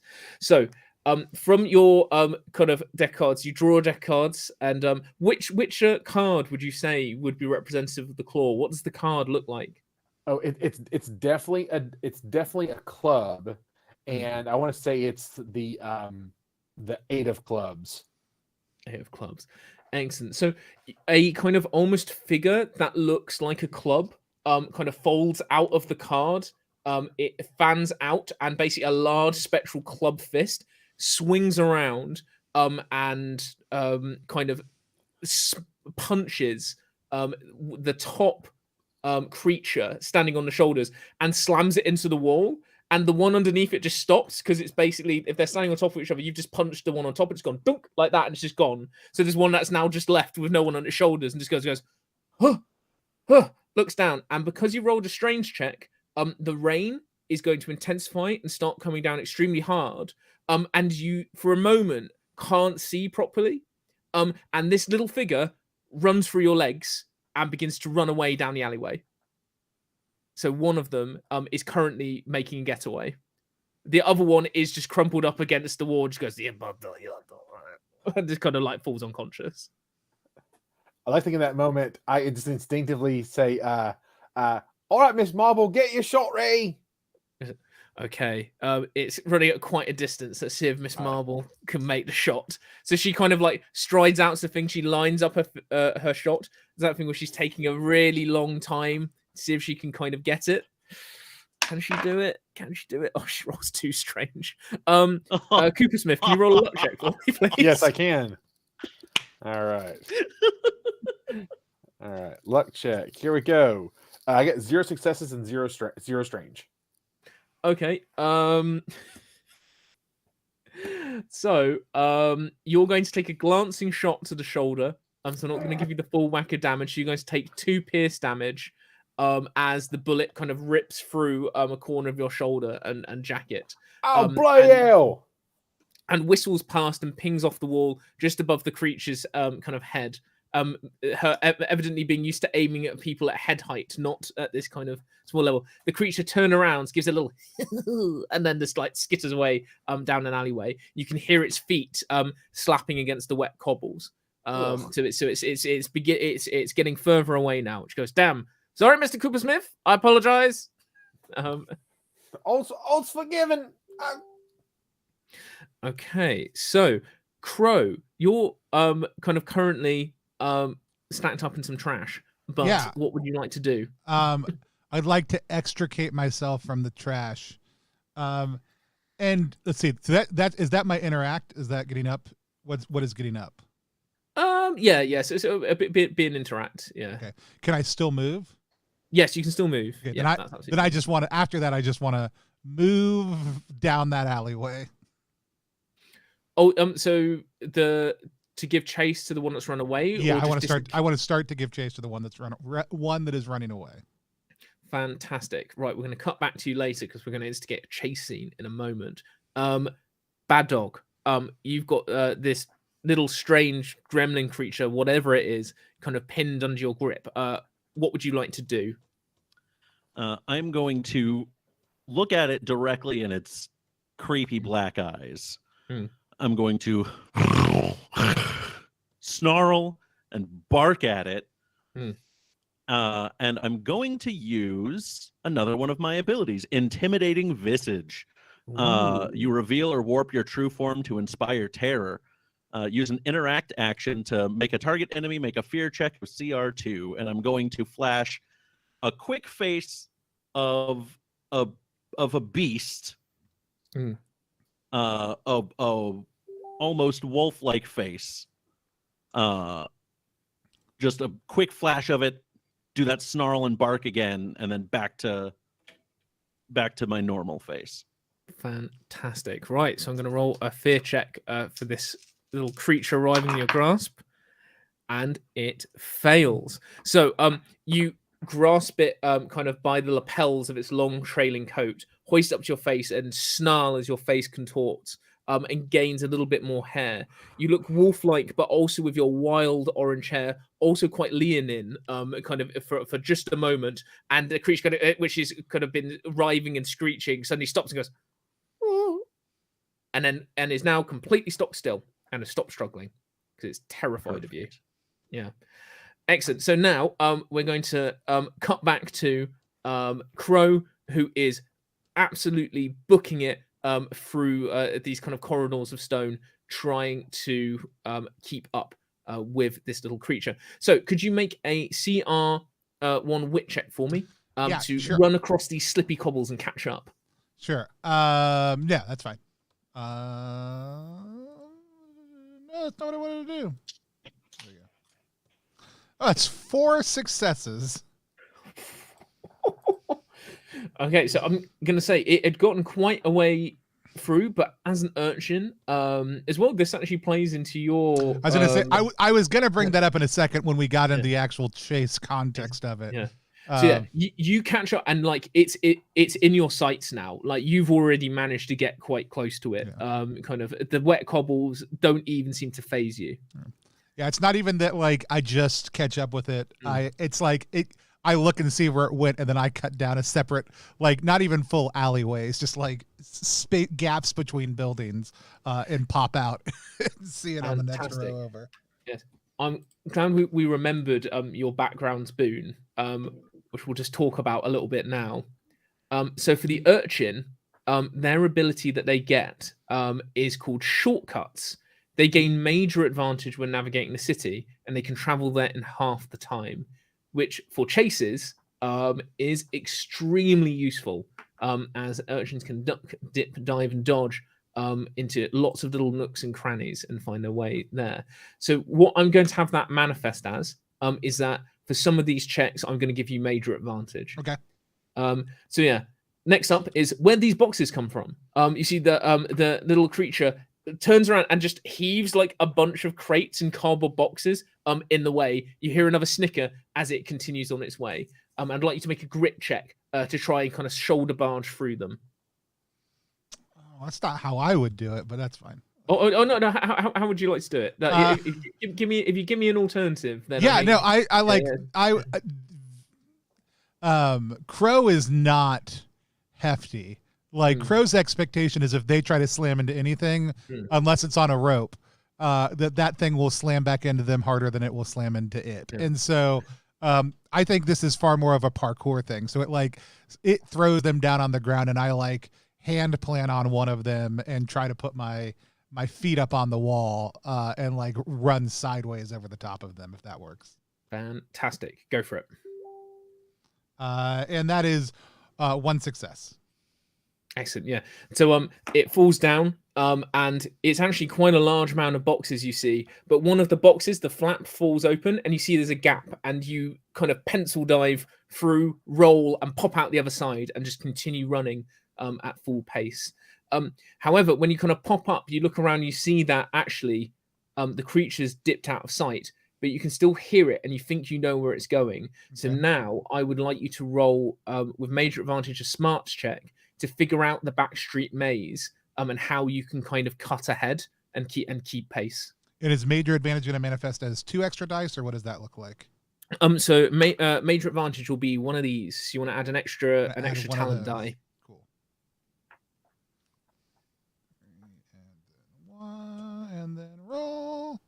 So that it's one success. Fantastic. Yeah. So you manage to weave your way through and pop out of this kind of alleyway maze until you just see this little blue figure nipping into what appears to be an old abandoned stables. The door kind of slamming behind it, and there doesn't seem to be any other way out other than these big doors that you can see. So you know that it's inside. Okay. Sounds like the thing the GM says when you're going to open those doors and it's not going to be there. you know it's inside. So yeah, so you are outside these kind of creepy old stables, and we're going to cut back. So Miss Marble is going to kind of hurry over to you, Bad Dog, and be like, "Oh, the little fellow's gone quite quiet. What? How did you do it, Mad Dog?" I showed it me true face. That must have been quite a scary face at that. Well, shall we try and catch up with our young companion? Yes, let's go. Yeah. I'll just tuck this little one under my arm. Okay, and as you got it under its arm, and you'll see that she crouches down so she's eye level with it and puts the flintlock up under its chin and goes, "Now, would you be willing to show us the way? All you need to do is point whilst Mr. Bad Dog runs ahead. That sound okay? Nod if you understand." And I'm going to roll a thing, see if it's terrified of her as well. And it just goes, and just gives a little nod. And you see it points behind itself. So basically you're going to go through the alleyway maze and it is going to point the direction that you need to go. And Miss Marble leans around into the alleyway and goes, "Are you all right down there, Mr. Cooper Smith? How's the shoulder?" Never better, love. Never better. Right. The little gremlin's going to show us the way. Are you still well to continue? Yes. Stiff upper lip and all that. Yes, let's do it. Cool. Excellent. So you all begin hurrying through the alleyways together. This little thing goes, and as you kind of weave your way through, and you find yourselves popping out kind of on the other side of the street, where you see kind of Crow stacked up against the kind of stable door, kind of listening, kind of ready to go in. So now you're all back together. So Crow, are you relaying, Crow, kind of what you've seen and where it's gone to the rest of the group? Sure. I saw a mischievous glint there for a second. They've already seen me. It's no fun if I don't. Okay. I give him one of these. Okay. So yeah. Would you all like to roll wit check for me? To kind of enter stealth if that's something you'd like to do, or if you'd like to bust in, or try and bust in, then please go for it. What would you all like to do? I mean, I'm very much in favor of busting in dramatically, but I do love the image of like, I'll roll stealth to open one of the doors quietly, and you roll just to knock the other door straight in. Go. But both of you roll, please. That's excellent.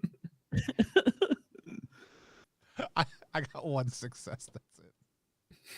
I got 2 successes. Excellent. So you you begin swinging your door open very quietly, and then you hear a slight, and you kind of stop, and it's like, so close, and then you hear as Bad Dog runs and Kool-Aid Man's it through the other door. It's just that with the little gremlin under his arm, just goes, "Oh yeah," because you smashed his head kind of through the wall. And Bad Dog says, "Arya." yeah. And on the other side of the door, you see a strange sight. You see a carriage, but there aren't any horses in the stable, and it appears to be heavily armored and kind of made of metal. It's quite strange for carriages of this era. You see that the little creature is clambering its way up, kind of into the kind of driver's seat, which you see has a bunch of levers, and it's pressing some buttons and kind of muttering to itself, and sees you and kind of goes, "Oh," like that, and then it pushes a big lever forwards, and you see there's a crackle and a big whirring hum, as a bright blue light comes on kind of beside it, and the carriage begins to lurch forward. I would like Bad Dog and Crow to make a wit check to dive out of the way. 0 successes, 1 strange. 1 success. 1 success. Okay, so Crow, you narrowly managed to kind of basically kind of shoulder roll out the way as this carriage hurtles past you. Now, Bandor, I'm going to give you a chance here. It's going to hit you, and you're going to take 2 blunt damage, as it's not got up to full speed yet. But I'm going to give you a chance to roll a grit check. If you want to hang on to the carriage, you may. For sure, I want to hang on to that carriage, and that's going to be 3 successes. Nice. So, it kind of hits you. You slip down, and you kind of, it rolls over, but you reach up and you grab the back of the carriage. So you're currently like your heels are skittering along the cobbles as you turn over, but you manage to pull yourself up onto the back. What would you like to do next as the carriage speeds away? Are there any like immediately evident doors besides the driver's seat, I guess? From where I am, can I see anything? So kind of looking at the back, you see there's this big heavy duty porthole that appears to be completely sealed. And as you swing your head around to the side, there is another door, but it's almost like a bulkhead door on a submarine. Like this, and you kind of, as you peer inside, you can kind of see there are like manacles and chains and kind of things in there and kind of padded elements. So it looks like this is what they've been using to transport whoever they've been capturing. It's like an armored, it's like almost a converted armored prison wagon, a phantom carriage without a horse. Then I'm going to try and climb up to the top of this thing and move my way forward to try and swing into that driver's seat. I got to know, fictional positioning wise, where is the other little gremlin-y thing that you were holding when we burst in here? I mean, I don't know if I dropped it when I got hit. I was holding on. Roll a luck check for me to see if you manage to do all of these maneuvers one-handed, and it's going to be quite a hard luck check. Well, I did get 0 successes, but at least I got 1 strange. Fantastic. We're at 20 minutes past doom. Jesus. Yes. So you all kind of gather yourselves together in shock as the carriage speeds away. You see Bad Dog, this kind of hairy, kind of red shape, like crawling his way up onto the carriage roof, and you kind of see kind of a slight distance away from you, suddenly in the like as the mist clears and the debris, a little blue figure sits up and is just rubbing its head. And is kind of in the middle of the cobbled street. Is there anything you'd like to do? It doesn't seem to have gathered itself yet. I'm gonna go give it some biscuits. Ooh. Okay, so you approach it and you kind of crouch down and kind of pull out like a handful of Garibaldi's and push it towards it. And it kind of looks at it and eyes it very suspiciously. I was about to say it sniffs, but it has no nose, so it licks its lips. And kind of looks at them, but then looks at you slightly distrustingly. So roll a hearts check for me. That's not what I built this character around either. I got a success. Success. So let's see if it thinks you're going to trick it. So it appears to trust you. It kind of moves forward a little bit, reaches out very tentatively, grabs a biscuit and then kind of retreats and then starts nibbling on it and then kind of goes and then goes like it's never eaten a biscuit or something so delicious in its life, and then it kind of like reaches out and looks at your hand and goes, it like gives you a look of like more. I go,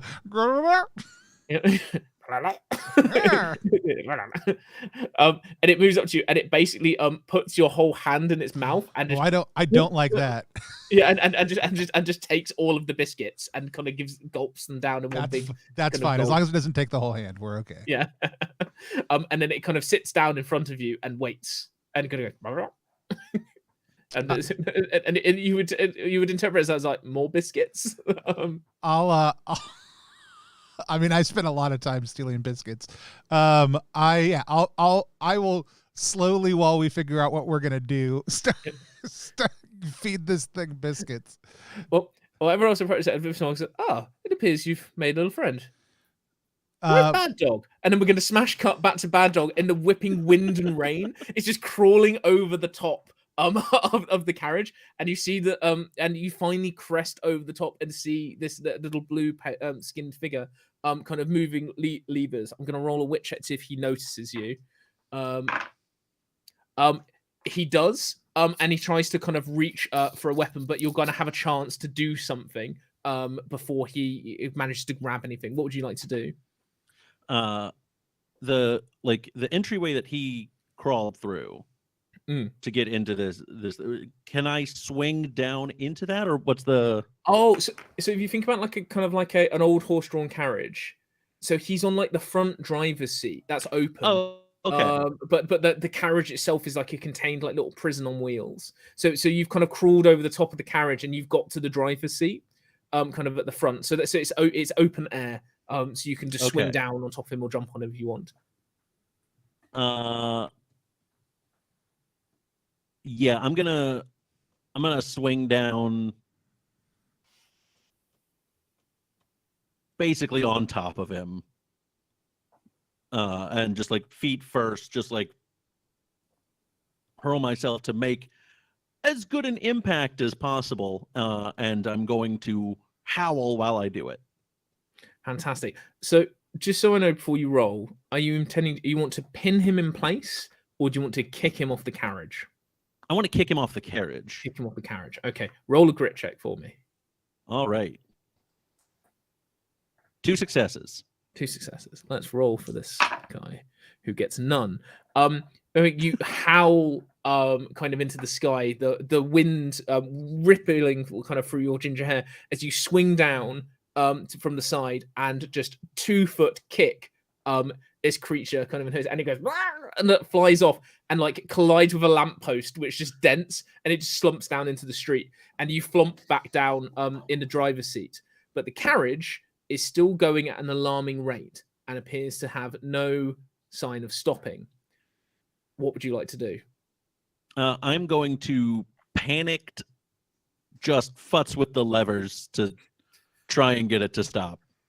Roll a luck check for me. Are you just pulling random levers? Yes. Yes. Okay. Yeah. Roll a luck check for me. 2 successes. 2 successes. Wow. You can hover and you kind of hover over each one. You have a look at one that you kind of look like it has like go faster stripes. You're like, not that one. And then you pull and then you pull the lever and the wheels screech and you kind of come to a steady halt. It tips ever so slightly and then like kind of lands down in the middle of the cobbled street, and you breathe a sigh of relief. I not just breathe a sigh of relief. I just go, ha ha!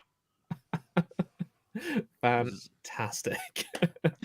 So, the little creature that you kicked off has been knocked unconscious, and the other one is kind of eating biscuits. So yeah, now you're kind of free and open if you want to investigate the carriage, the stables where they came from, and trying to figure out where these things came from, because that is probably, as you kind of realize, that is probably going to be key for figuring out where you're going next. I asked this thing if it knows where its friend is, and like I'm holding a biscuit to entice it. It kind of goes, and it goes, and it points to the carnage down the road. That's just going on. Oh, did he only make it a little ways down there? Like, can we see where he is? You can kind of like see it in like the far distance, like kind of like something. There's this big straight road. Yeah. Okay, cool. We'll start catching up.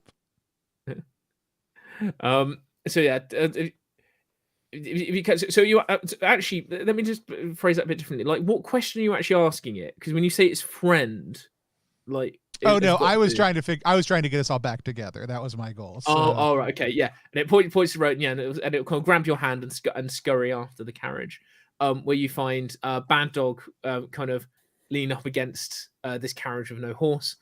With another unconscious little creature up against a lamppost.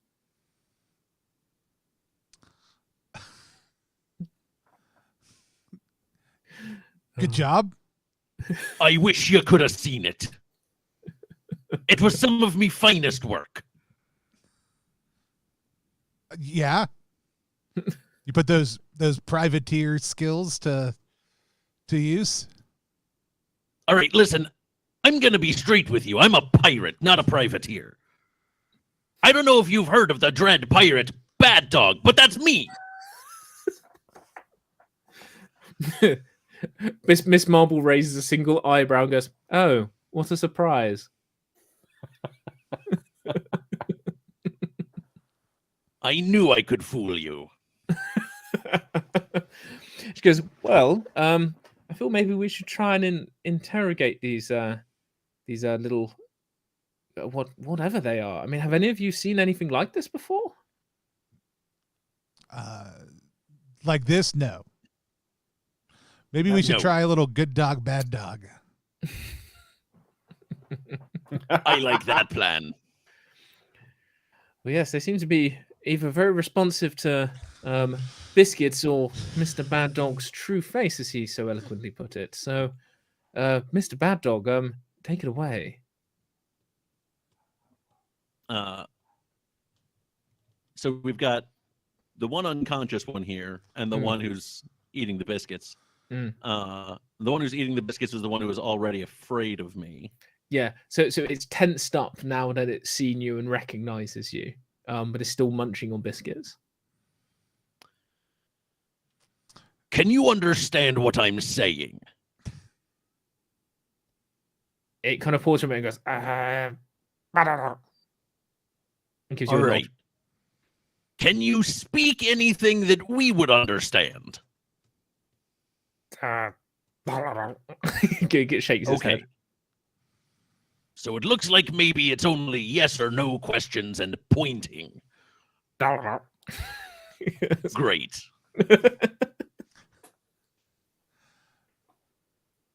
What? Do you know where you were going next? Could you drive there? It gives a hesitant nod. I don't think I would trust these things to drive us. Do you want to roll a to take heart us check? somewhere? Do you want to roll a hearts check to see, kind of from its expression, its reaction to that question of whether it would drive you? Do I want to roll a hearts check? Never. Will I roll a hearts check? Absolutely. No successes. Okay. The only thing you can kind of tell is it seems slightly nervous. More nervous at that question than the others for some reason. But yes. So yes, it kind of looks at you waiting for the next question.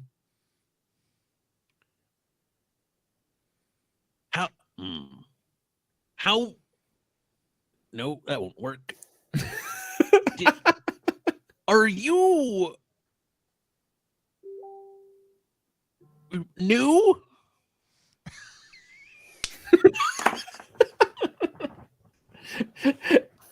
It pauses for a moment and it goes, it does thing that kind of dogs do when they're confused and they cocks his head to one side. No. Have you been around? Have you existed for a long time? Great. You're doing great over here, Bad Dog. You're doing great. And it kind of gives you it waggles one hand at you, and you notice that arm is not as pale as the rest of it, and is stitched, and is one of a new limb that's been stitched on. Have you been created out of bodies? It kind of looks at itself and goes, all right, well, some of us aren't as quick on the draw, okay? Let's not be judgy.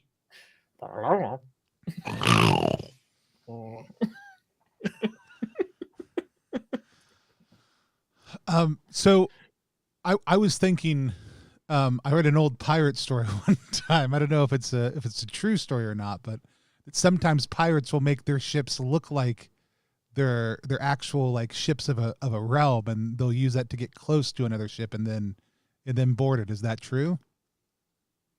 That is 100% true. Do you think that's something we might be able to apply in this situation? Do you think we can disguise this horseless carriage to look like anything else that's going to be believable?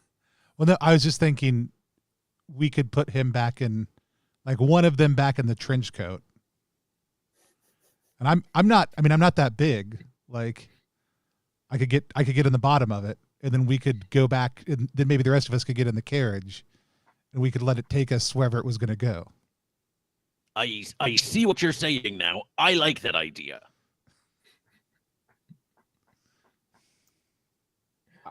That sounds amazing. We should do it.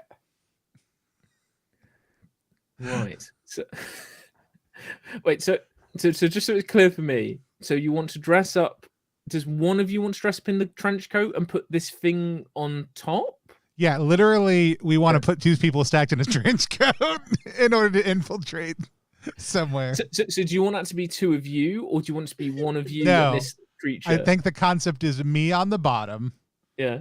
Friendly Biscuit eater. biscuit eater on the top. Let's call this creature Biscuit to make it It's easier called to biscuit refer to. on top. Aw. It's got a name. I'm gonna fall in love with it. We're gonna put biscuit on top. We'll put Sleepy in the carriage with everybody else. Okay. What do we do with the one that I destroyed? Just left him there. I mean, if you want to collect the body, you may, or you can leave it there. I'm just gonna call it.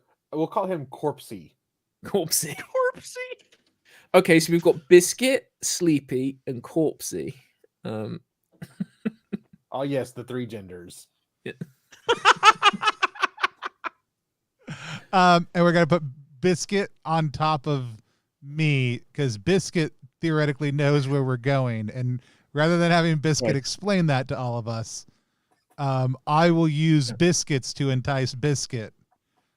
While Excellent. Sleepy, Corpsey, Marble, Bad Dog, and Shocky all get in the get inside of the carriage. Do we need to bring Corpsey with us? Because that will be a real power move for these other two gremlin-looking people. Absolutely, yes. What better way to intimidate? If you want to stay Biscuits and not become Corpsey number 2, you better get your shit straight, okay? Sometimes when we are raiding places, we will do some recon. We'll grab someone, we'll kill them, and then we'll throw their body into whatever fortress we are about to siege to show that maybe we're very strong and powerful and scare everybody. Oh, wow. Fear tactics are a large part of being a pirate. Must be. All right, you're the expert. Yeah, I think we bring Corpsey along. As you say, you're the expert, Acousmith. You fling Corpsey over your shoulder, and you get Crow and Biscuit dressed up in the trench coat, because Crow is a urchin, I should say, maybe an orphan. Is an urchin. Stacked on top of another small creature. The trench coat kind of spreads out a little bit because Crow's a child, so it's quite short. So obviously you're kind of like one shy. I mean, so I did write 14-ish. I'm not a little kid. Oh, not a little kid. Okay, it trails a little bit. Okay. So it's not the perfect fit. You definitely don't have the extended arms that were kind of like designed for it. So you have to roll up the sleeves. So you've kind of got this quite long body thing with quite T-Rexy arms. Kind of sitting down in the carriage seats, and you kind of sit down, and everyone is kind of ready to go, and you just kind of see a small urchin hand reach up and feed a biscuit into Biscuit's mouth, who goes and then pushes a lever forward, and you begin driving off into the rain splattered night. Excellent. So let's I'm actually going to go ahead and say this is actually probably not a bad time for us to take a short little break. If that's all right with everybody, does that work? Yep, that's Perfect. absolutely fine. I think that's absolutely perfect time. So we're going to Fantastic. take a 5-minute break. We'll be back right around 10 after the hour, whatever the hour is for you, to keep on playing Shiver Gothic. We are playing in this new system that launched today over on Kickstarter. I'll drop the link in the chat, and you should go check it out while we were on break. Also, if you need to take a little break, you should do that too, and we will be right back.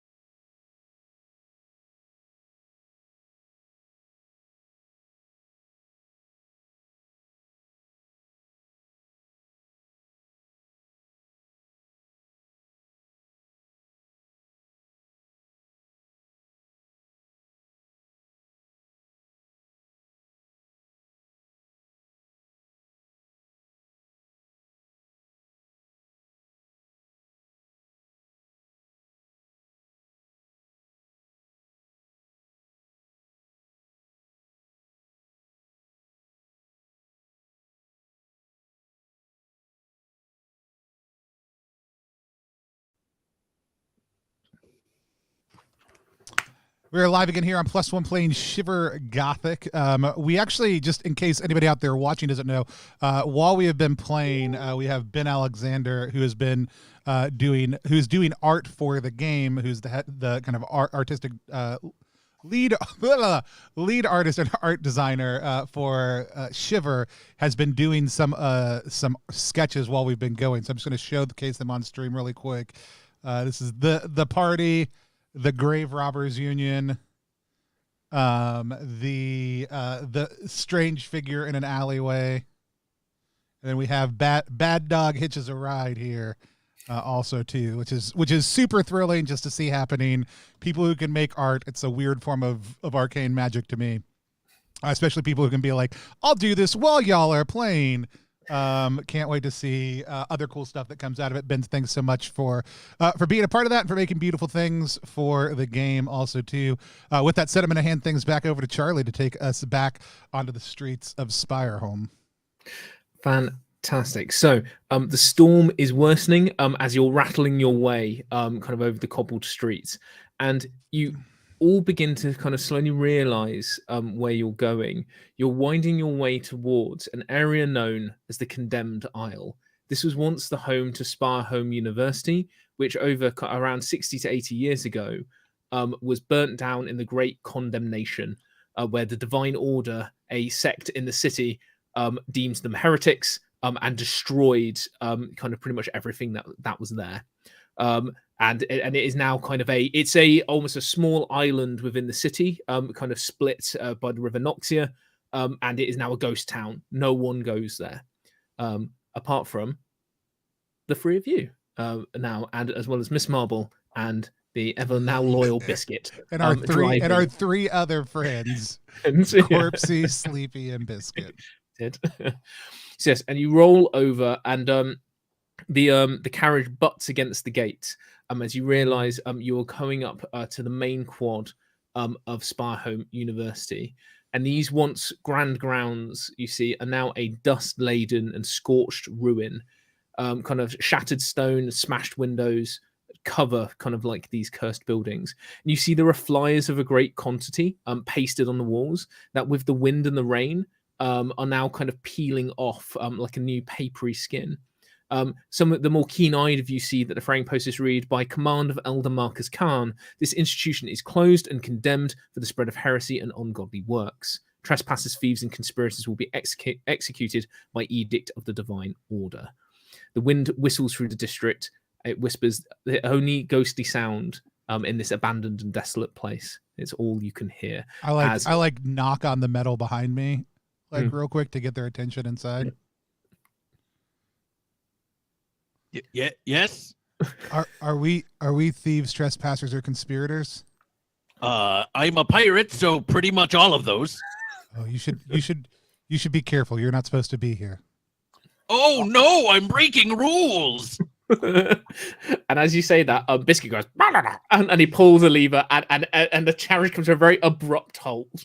And you find yourselves in what remains of the university quad. So what was once a kind of bustling area full of students and professors is now quiet. There's overgrown grass, which is kind of unkempt, rotten benches falling to pieces. And at the center is a large statue that is seeming to be claimed by moss and vines. Biscuit gets a kind of gives you a tap, Crow, as if like, can I hop down? I have no way to know. Is there anybody around? I just realized I can only kind of vaguely tell by the shaking of your head what you're trying to signal. Give me 2 pats for no and 1 pat for yes. It gives you 2 pats. Yeah, go ahead and hop on down, I guess. You see, he kind of hops down and is trailing this trench coat behind him as he disappears behind the statue, and begins kind of looking around, and then jumps up, and you see that the statues consisted of 4 figures, and he kind of goes and then looks at his hand. We can see he's kind of got something scribbled down on it, and he begins shifting statues kind of into different positions, and they suddenly clunk together, and you hear as something begins to move on the other side of the statue. And he kind of looks to you and gives you and he goes and gives you a thumbs up. And at this point, you realize his right hand has got two thumbs. As he makes his way towards you, scrambles up on top and puts the carriage into gear, begins to slowly wheel around. And you see there is like the shattered university hall above you, the kind of lecture halls to your left, and a library to your right. But directly in front of you, in front of University Hall, the cobbled kind of pavement is sinking down slowly into a ramp. As it lines it up slowly, and you roll down into this large kind of underground space. And Biscuit parks, I think, and gives you a tap to kind of get down again. As the kind of you're now kind of inside this space, and you see ahead of you there are some lights on and the sound of some work going on, so you're not alone down here. Let everybody out of the carriage. Like I'll give the get out knock. Okay, so everyone piling out of the carriage. Yeah. Yes. Yeah. Fantastic. What, So when we drove past the statues, what were those statues made out of? Metal. I am going to pointedly make sure to point that out to Clevin. All right. Look, metal statues. All right. What a concept. So you found 4. That doesn't prove nothing. They're also metal people that move. I feel like I'm going bananas. Are you talking about Phil down at the park? I have a friend, Phil. He dresses up and pretends like he's a statue. Yeah, but I know what he does, like metal, like kind of shiny powder on his face. No, I mean you're closer. I mean, like something like an automaton or something like I don't know, like some figure that is just plated in metal, so similar to your friend, like a knight. Is that the word you're looking for? So let's break it down. So imagine someone who's a knight, right? Right. But take the person part out of it, so that they can still move. Oh, a suit of armor. And put Phil inside of them. Is Phil an alive person? I mean that, yeah. I mean, but his whole bit is that he's a statue that's come to life. So let's pretend that Phil doesn't exist for a moment. And Miss Marble jumps in there and goes, "Yes, let's, gentlemen. I suggest we focus."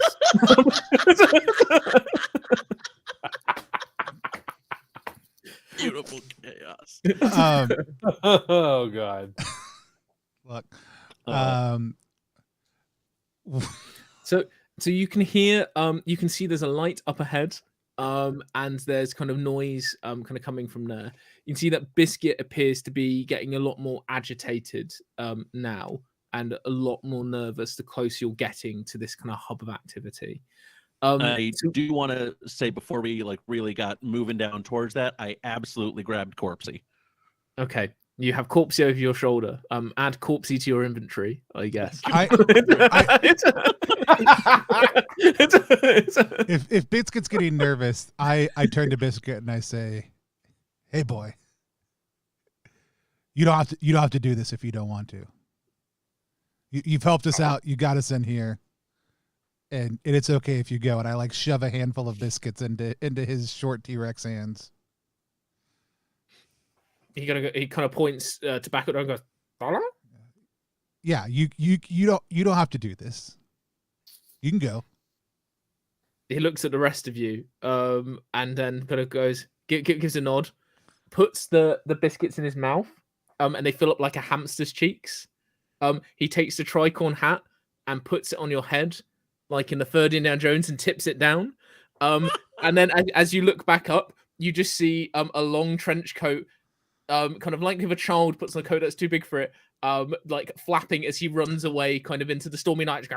I'm glad that worked out, because I was afraid he wasn't going to want to leave, and I would have to be like the "go, I don't like you anymore, be mean to Biscuit" fake like thing. the Harry and the Hendersons thing. Yeah, like I thought I was gonna have to Harry and the Henderson this. So I'm glad that he did it. That's what I want. Yeah.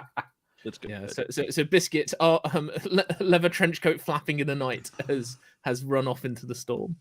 Okay. Mouthful of biscuits. We keep on going. I'm gonna miss him. I didn't think I'd have this reaction, but I'm gonna miss him. Mr. Coopersmith, please keep yourself together. Sorry, I'm an emotional man. All right, my apologies. So, would you like to roll a wit check for me, as you kind of approach this room, to see how stealthy you are? So this is gonna be a group stealth check. Oh, great! About time. Because we're all known for one success is 0 strange. 2 success and 0 strange. Uh-oh, Dan. 0 successes, 2 strange. 23 strange. No successes. How many strange? 2. 2 strange. Okay, so we're on 22 doom. Oh boy. So what I'm going to say is, I'll give you a description, and I'm going to give you something with that level of success. I'll give you some things you can do before inevitably you're going to be noticed. So you wind your way through this underground road, and the tunnel eventually gets brighter and brighter as it widens out into a cavern lit by a cold light, generated by lamps, odd lamps connected by black wires all along the walls, ones that you wouldn't have ever seen before in this time period. You see that this kind of domed space is filled with tables, and stacked with various pieces of scientific equipment are bubbling away, all attended by the same strange pale blue creatures that look as if they've been constructed from various body parts. And these are all shrouded in dark hand-stitched leathers or scraps of what you realize are old academic gowns. You see that the center of the room is dominated by a round platform with a absolutely gigantic surgeon's table in its middle, articulated so it is standing upright.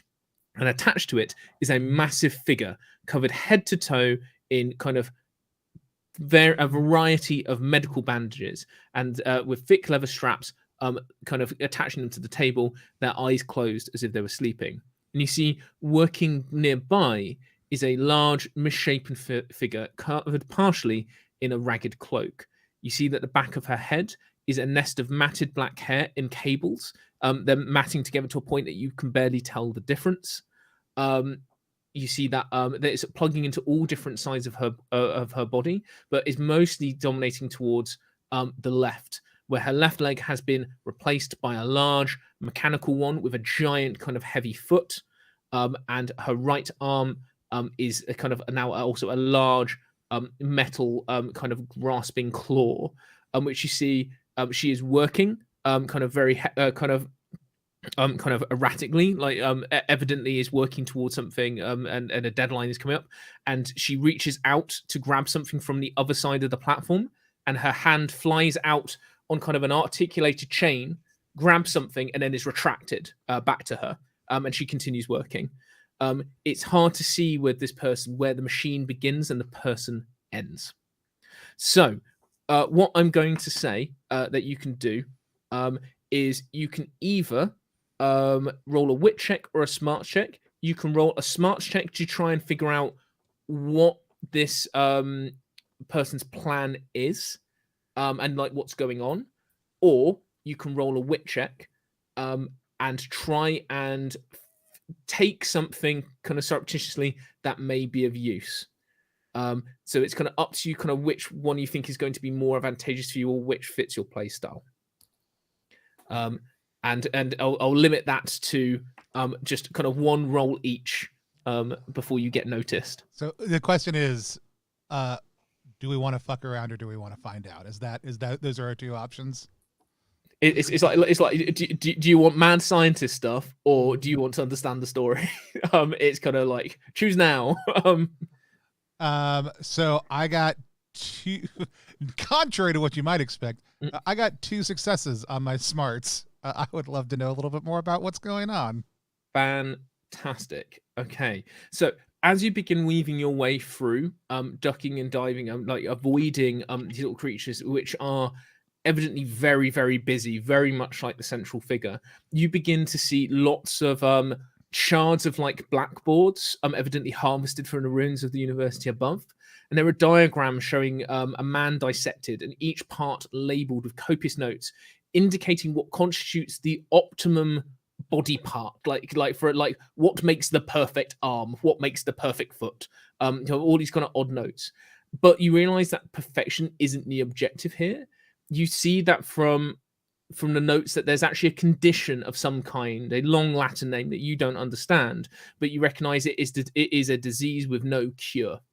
And the only way to stop this ailment is to transfer the victim into a new body, a perfect body constructed so that it may never suffer illness again. And because you managed to roll 2, you realize from the cadence of the notes and how they're written that this is so her husband can be whole again. And from looking at the other areas of the lab, you realize she has been working down here for many, many years. And there are other blackboards with kind of prosthetic elements, kind of the designs for a new arm are on there. And that you realize she has been upgrading herself in order to keep alive longer, to tirelessly work to cure this person. Interesting. Okay. Wow. I don't tell anybody any of that. Crow gives us just a I also did a smarts check, and I also got 2 successes as well. Well, fine. And You 0 know all that strange. stuff then too. Yeah. So yes, you intuit the same stuff, Cooper Smith. The thing that you notice though, additionally, is that the platform is not one that is static. You see there are chains along the side, and you notice there seems to be some kind of seam above you. It looks like this platform moves in a vertical motion, but the ceiling doesn't. You'd hit the ceiling from what you can see of the state it is in currently. I also don't tell anybody that either. I got 1 success on my wit check. Okay. So you see a little kind of purple creature like mixing some things together and puts them down and goes, and then wanders away, and has left some vials unattended. These look highly volatile and in your case potentially useful. Could you add 2 acid vials to your inventory for use? Done. Fantastic. And as you're collecting these, as you gather the strange, you get 2 acid vials. But as you're like, nice, and turn around, the back of your sword catches the row of test tubes, and they clatter down to the floor and smash, and kind of the room goes silent, and everyone kind of turns around to face you, including the figure kind of at the center platform. And goes, I've told you to be careful with the experiments, please. And then sees all of you, and go and I you pull the both hat down lower on my face. and she just goes, intruders. And I'd like you to roll a wit check, bad dog. That is no success is no strange.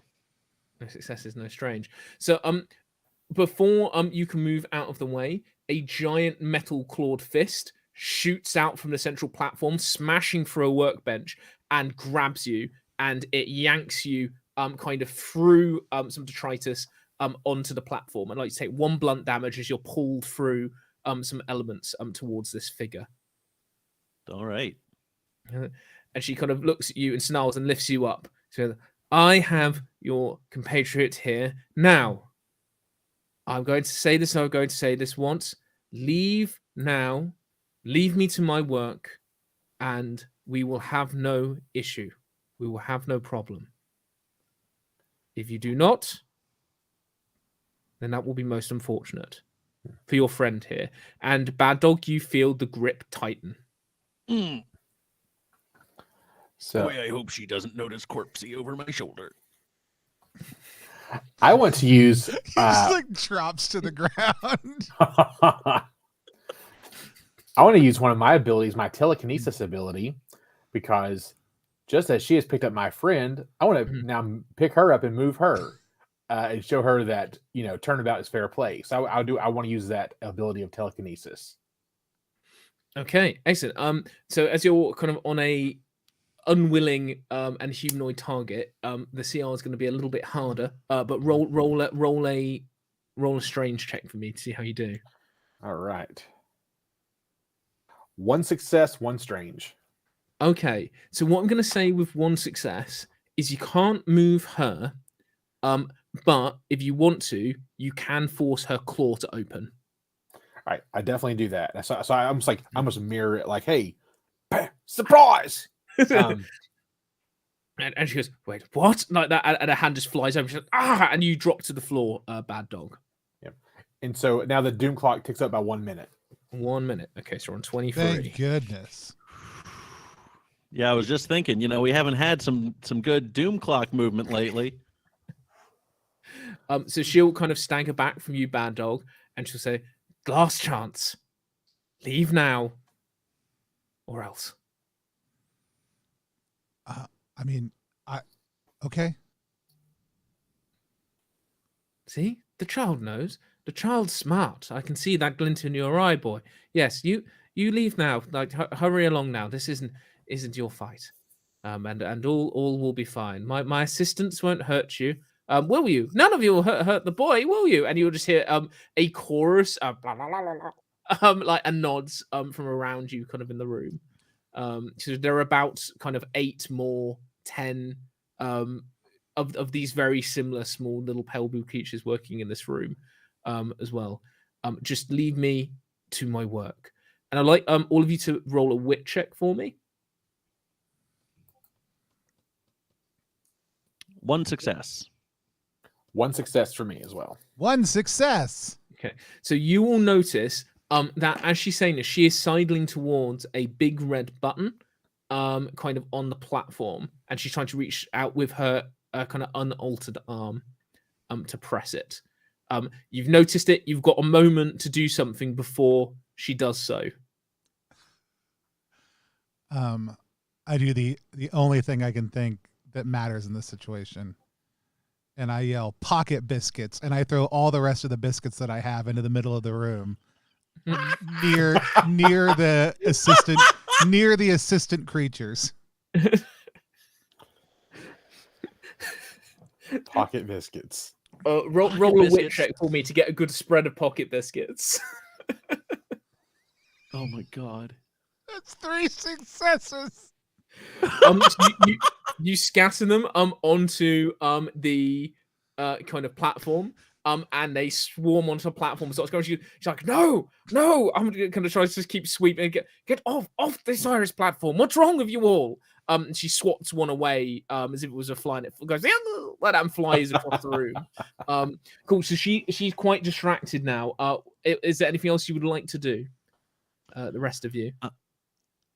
I would like to kick off an ability and use my sword to attack the big creature on the table. Oh, okay. Yeah. Roll an attack for me, and I'll tell you what happens. The ability I'm going to use is Unnatural Strength, which gives me +2 talent dice on my next grit check. It does tick up the doom clock by 2 minutes, and then I'm going to have to make a strange roll after this attack to see how many additional minutes it gets. Okay. Excellent. Okay, roll an attack for me. But here we go. That is 2 successes. 2 successes. Cool. So that would be enough to hit a static body. However, for those of you who are fans of the system and know the warrior, this creature has something similar to Get Behind Me, as the prostrate figure, her wife shouts, no, charges through the crowd of these kind of little assistants, send them scattering, and puts her back directly in front of the body as you stab into this kind of like mechanically altered woman, your sword burying deep. So how much damage does your sword do? I looked it up. It's 4. It's 4. Sure. 4. Okay. So she stabs in and kind of gives a yell as she shields kind of body, and she's like, "You will not hurt my ego." And as she says that, she shoots out her metal hand, and it hits the red button, and the platform begins to shudder and slowly begins to rise. And at the back of the room, you see there is a pale blue figure, kind of sat near what would kind of looks like a microphone, and kind of says, "Stormfall, 3 minutes and counting," as you begin to start rising up into the air. So what I'm going to say is so the platform is now moving, and the way that this is going to work, we're going to enter combat. So I'm going to remove the assistants entirely because they are biscuit crazed. So they are out of it. They are not involved. Not they the will first time we've kicked used off the that platform move. as we go. Yeah. Same. So I'm going to say all of you can go as a group together. We'll keep it simple, and then our mysterious kind of mechanical lady is going to go after that. And if anyone gets introduced to the order, we'll introduce them around there. Okay, so she's triggered this platform rising. You see that the ceiling is beginning to split open and rubble begins to fall down, and you realize you are underneath the ruins of the university hall and you're rising up in that direction. What would you all like to do? So at the moment, Bad Dog is the only one on the platform. Miss Marble, Cooper Smith, and Crow, you are off the platform. So what would you like to do? And is she's on the platform with this body also too? Yes. Okay. So you're all so they're on the platform. She's desperately trying to protect this body. I mean, I guess is the guy who just said the guy who just said like Stormfall in 3 minutes, is he on the platform or off the platform? He is off the platform. I want to run over and try to knock him away from the microphone as if that matters. I'm going for it. Roll a grit check for me. Why do I pick grit things? It doesn't make any sense.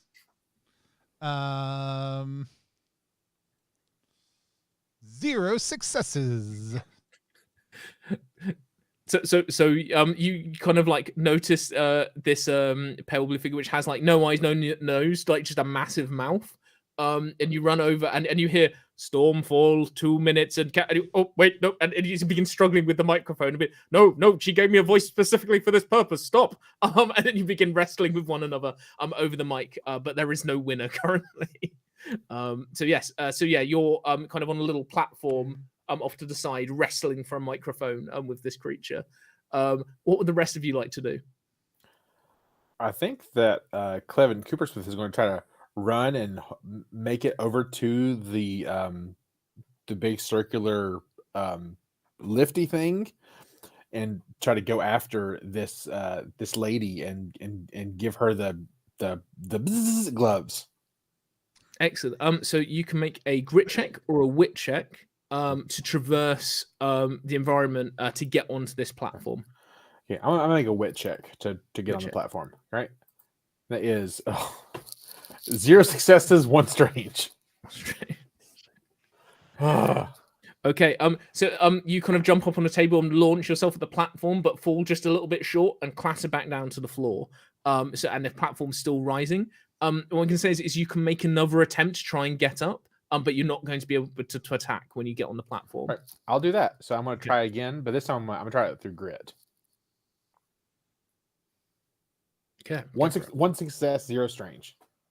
Okay, so you see there is a chain hanging down, and you grab up and you begin kind of slowly like hoisting yourself up with a great amount of effort and roll kind of panting for breath up onto the platform. So you are now on the platform. Miss Marble how is Miss Marble going to get onto the platform? Let's see how she does. So she's going to try and dive onto the platform because she's a game old dame. See what she does.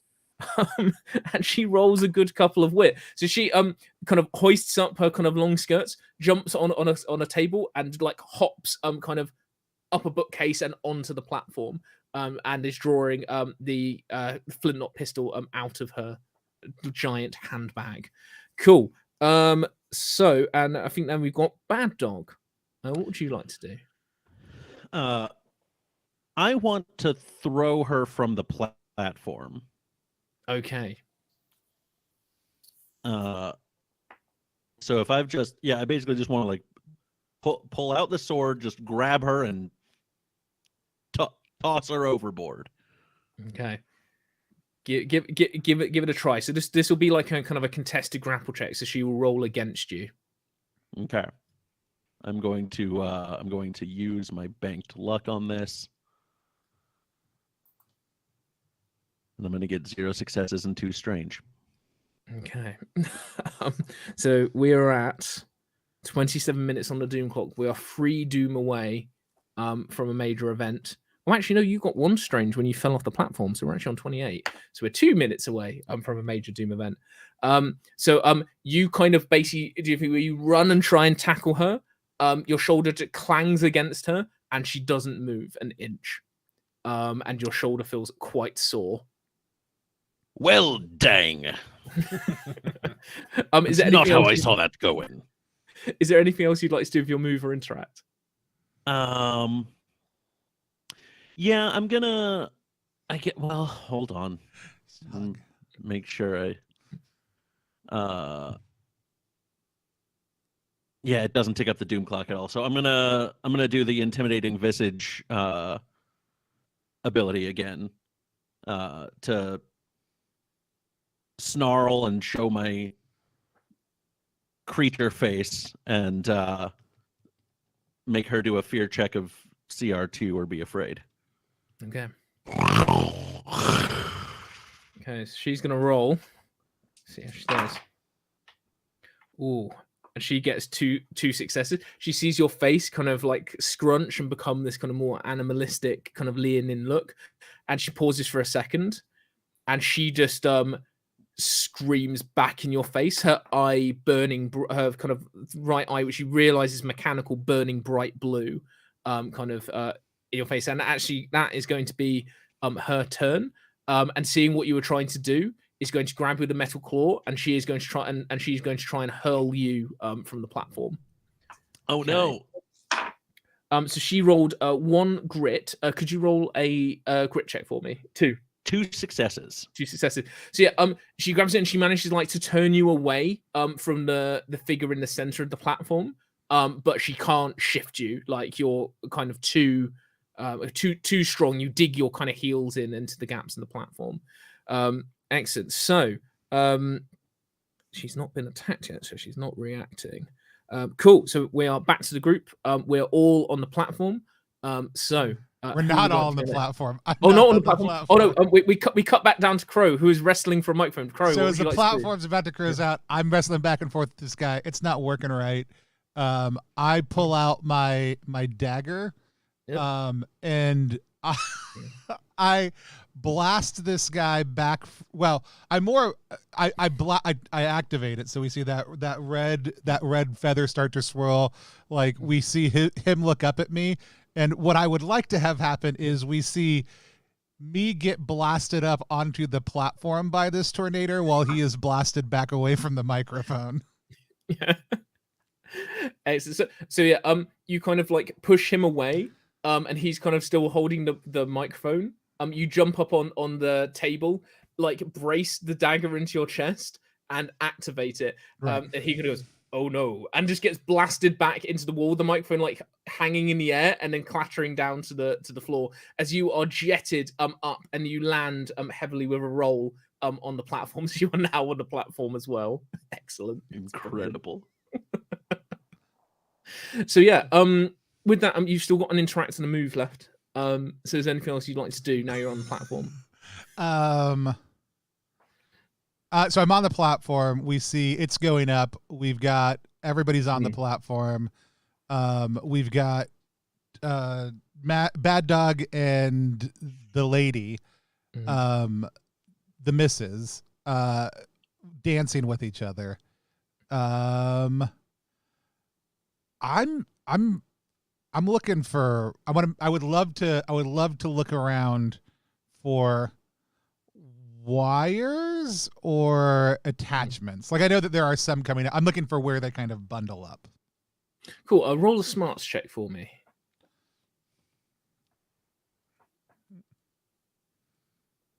It is one success. Okay, so you begin to look around and you see there is like a big antenna that's kind of at the top of this platform that seems to be working its way down to where the kind of body is. But you see there is a big wire that is kind of off to a control unit, splitting into multiple wires off to the side. You think that that actually may be key to control what's going on here. So that would be a good one to target. And I'll say that you can start making your way over to mess around with that. Is that something you want to do on your next turn? Excellent. Okay. Cooper Smith or Bad Dog, who would like to go next?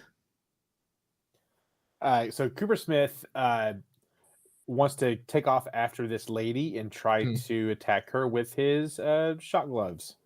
Okay. Go for it. Roll your strange for me. 3 successes, 3 strange. Nice. Ooh. Yeah, so not quite close enough for not quite far enough for a critical hit, but you run up and you kind of grasp kind of onto her back with your kind of electroshock gloves as they kind of glow with magical power, and this jolt of electricity runs through her and she screeches as you see kind of her mechanical attempts been to like twitch and really struggle with the charge that's running through them, and you can tell that has caused her a lot of pain and seemed to be very effective against her. And she seems quite dazed after your attack. Excellent. Bad Dog, what are you doing? I am going to stab that body again. Okay, excellent. Oh, so the one that's on the surgical table. Yes. Fantastic. Okay, and she's going to roll at disadvantage now because she's had a successful attack against her.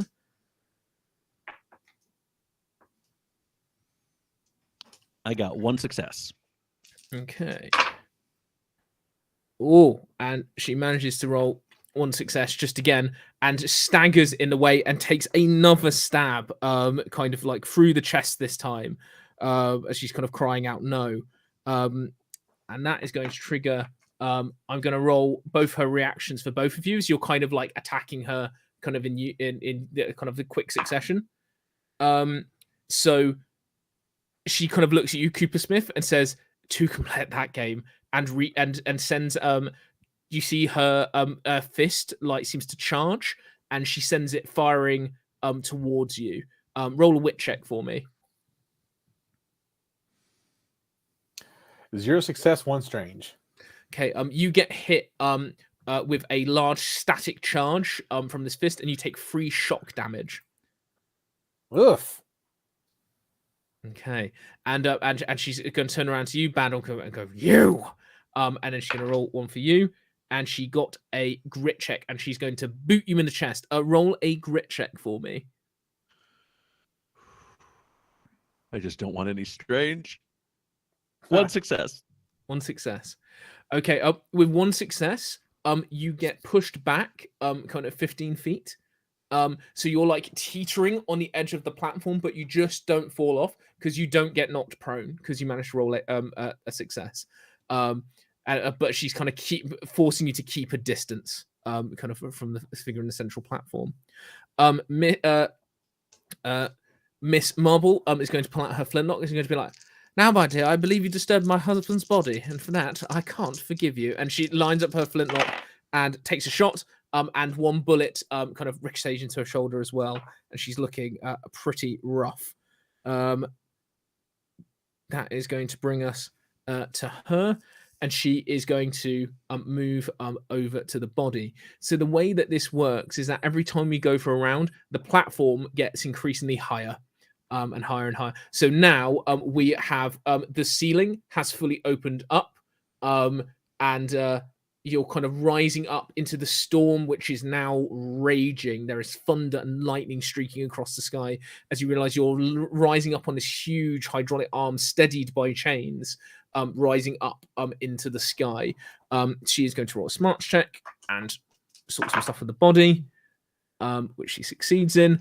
And then she is going to, who can she see? Let's roll a check to see if she notices young Crow heading towards a thing.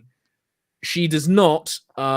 So she is going to throw another metal fist at Miss Marble. I was going to throw one at Miss Marble. And Miss Marble, with a surprising amount of deftness for someone of her age, kind of ducks down and sidesteps out the way as the fist then retracts, and the figure snarls in fury. Right, that's going to bring us all back to you. What would you like to do? So that's going to be Crow first. I would like to get up in these wires. Okay. Are you getting down with the dagger? Like, what do you want us to do? Yeah, like I mean, obviously I understand a lot of science from my previous role, but I don't understand a lot of mechanics or electronics. So I'm just wrecking. I'm getting in there and wrecking stuff.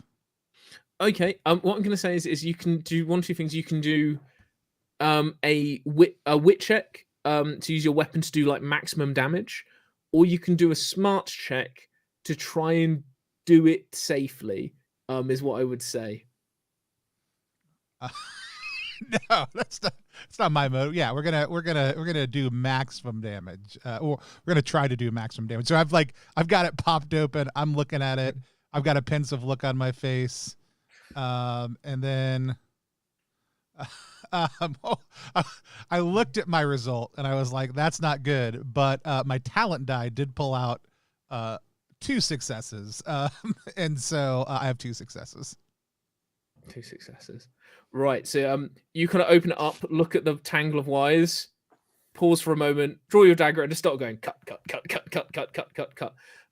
Okay, as you do so, you're going to take 1 shock damage as it sparks out at you, and the platform as it's rising is going to shudder, and it is going to start to accelerate in how it is rising. But let's see if Victoria notices. She does, and she's going to go no, and she'll start making her way towards you, Crow, next to try and fix or try and sort the damage that you're doing. But you're now rising much faster. You are now shooting above like kind of the roofs of like the library and the lecture hall. You're getting to about 3-4 stories up now already. So we're moving at quite a lick. Right. What are the rest of you doing? Cooper Smith, Bad Dog, what would you like to do? All right. I think Cooper Smith is going to do something he did earlier and pull out. Now, I meant to say it's a full Yu-Gi-Oh stance. Take out his magic deck of cards, yes, and pull and say, "All right, these worked earlier. Let's try it again." And pulls out a card. And this time it's a heart. So it's like the 2 of hearts. Okay. Remind me, what does 2 of hearts do? So for hearts, that is, enemies are enamored with you for a combat round. It will not target you or cause you harm in any way. Okay. So she kind of falters for a moment, and she looks at you and goes, "You're right. I quite like magic." But then turns back to Crow. That one, however, no, and keeps striding towards Crow. So she's going to leave you alone for the next round. Cooper Smith has a tear in his eye because no one's ever told him that they liked magic before. He's like, you like magic? Everyone's like, there's real magic in the world. Why are you doing this? And like he's like totally Twitter pated for like maybe like a hot second. Wonderful.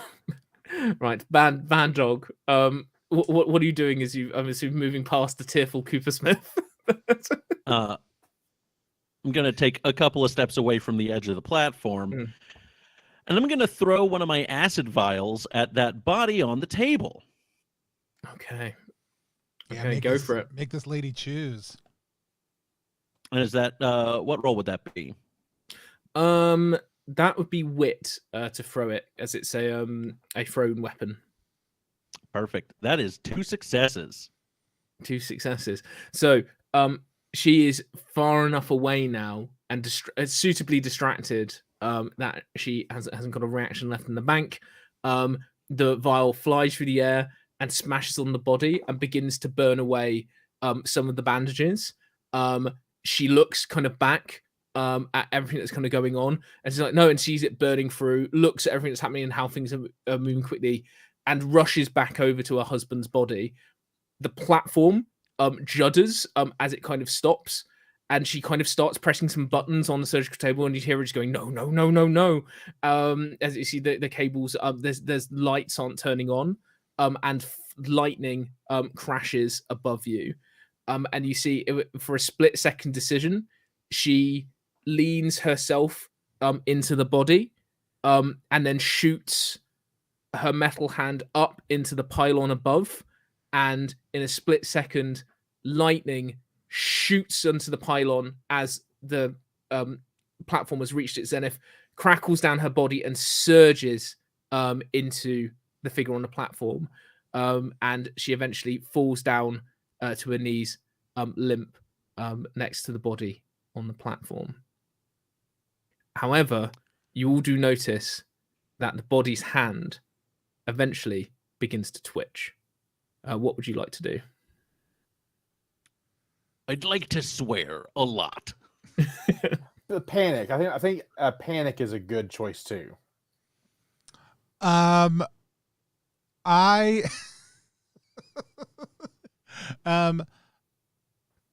gonna charge straight at this thing. Okay. I'm going to roll a wit check. Okay. So you begin charging straight at this creature, and for a creature so big, surprisingly, it snaps free of its leather restraint and grabs you, like kind of mid jump towards it, and kind of holds you at arm's length. Okay, but let's clarify. Kind of the jump was really impressive. Like, there's a moment where the like we get a camera whip around slow-mo type thing, and it looks like I'm going to do something really cool right before it reaches out and grabs me out of the air. Yeah, it's like an amazing jump, but it's one of those things where it is just a dead stop in the air as it just kind of almost just snatches you dead. But it doesn't try to strike you. It simply kind of goes, huh, like that. It doesn't try and throw you off the platform, but flows you a decent enough distance away from it, as it turns to the slumped down body on the floor and picks it up. And you see it, and you hear it whispers a name, and it whispers Victoria, before howling louder than the storm as it echoes across the city in anguish and pain. Okay, who would like to go next?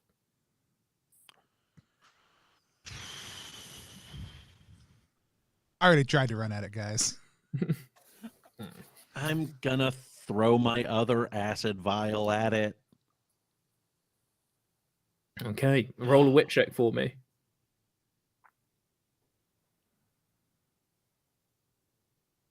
One success. Okay. With that, unfortunately, that's a little too kind of low. It manages to shift just out of the way and looks at you and kind of snarls as the acid vial kind of flies past you and lands near the control box. And the acid begins to kind of creep and sizzle towards that. And the creature speaks and says, "Leave us be." Okay. Who would like to go next?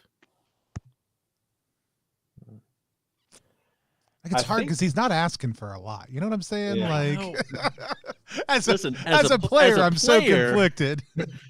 But as a oh boy, oh Yeah. Good thing our characters are dumb.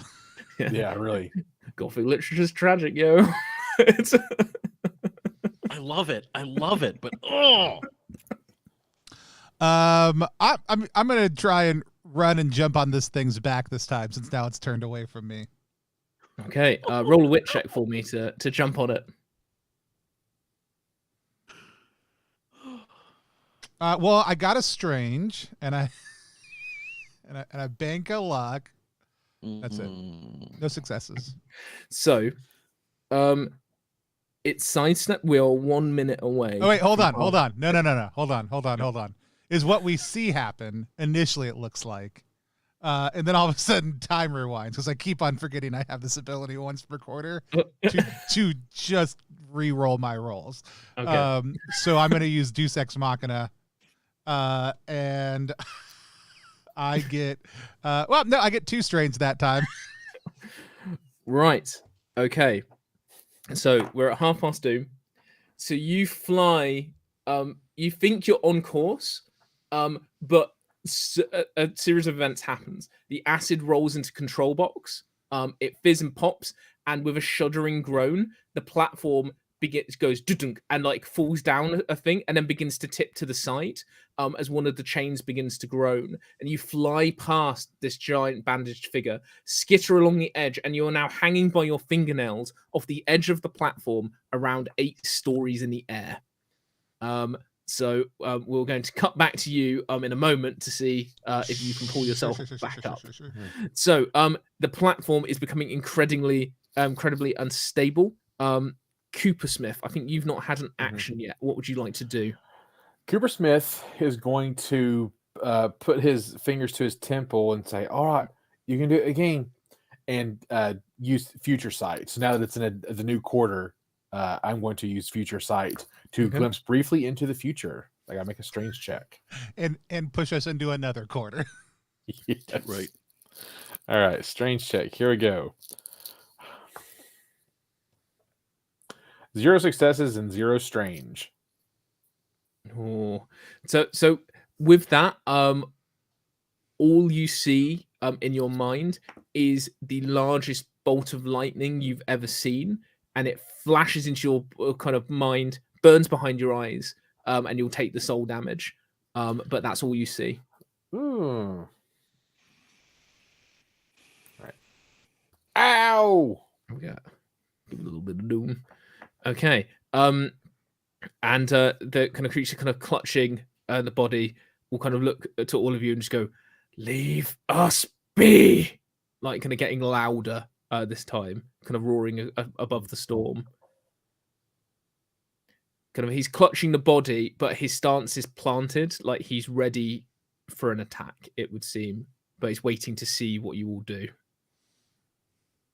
I'll just say this from my perspective. There's not a good, easy way for us to leave. You see that he looks towards one of these long chains that lead back down to the laboratory and just goes and like nods to one of them. I would like to run over to Crow and try and help him up. Okay. And so roll a grit check for me. It's going to be pretty easy to heave up the urchin boy. All right. Well, with my 0 successes, 2 strange, I'll bet that went great. So this is a situation we find. How many strange? 2. So with that, you reach out, but the platform shudders again, and Crow lets go as you slide forwards, and you grab him, and you've got him by one hand now. But you are now also kind of like being dragged over the platform as it slowly begins to tip more. However, you do have another action. It means you won't be able to attack this turn, but you can try again to pull Crow up. Is there a chain nearby that I can grab onto instead? Yes, it's going to be a risk. Are you wanting to jump to like the chain with Crow?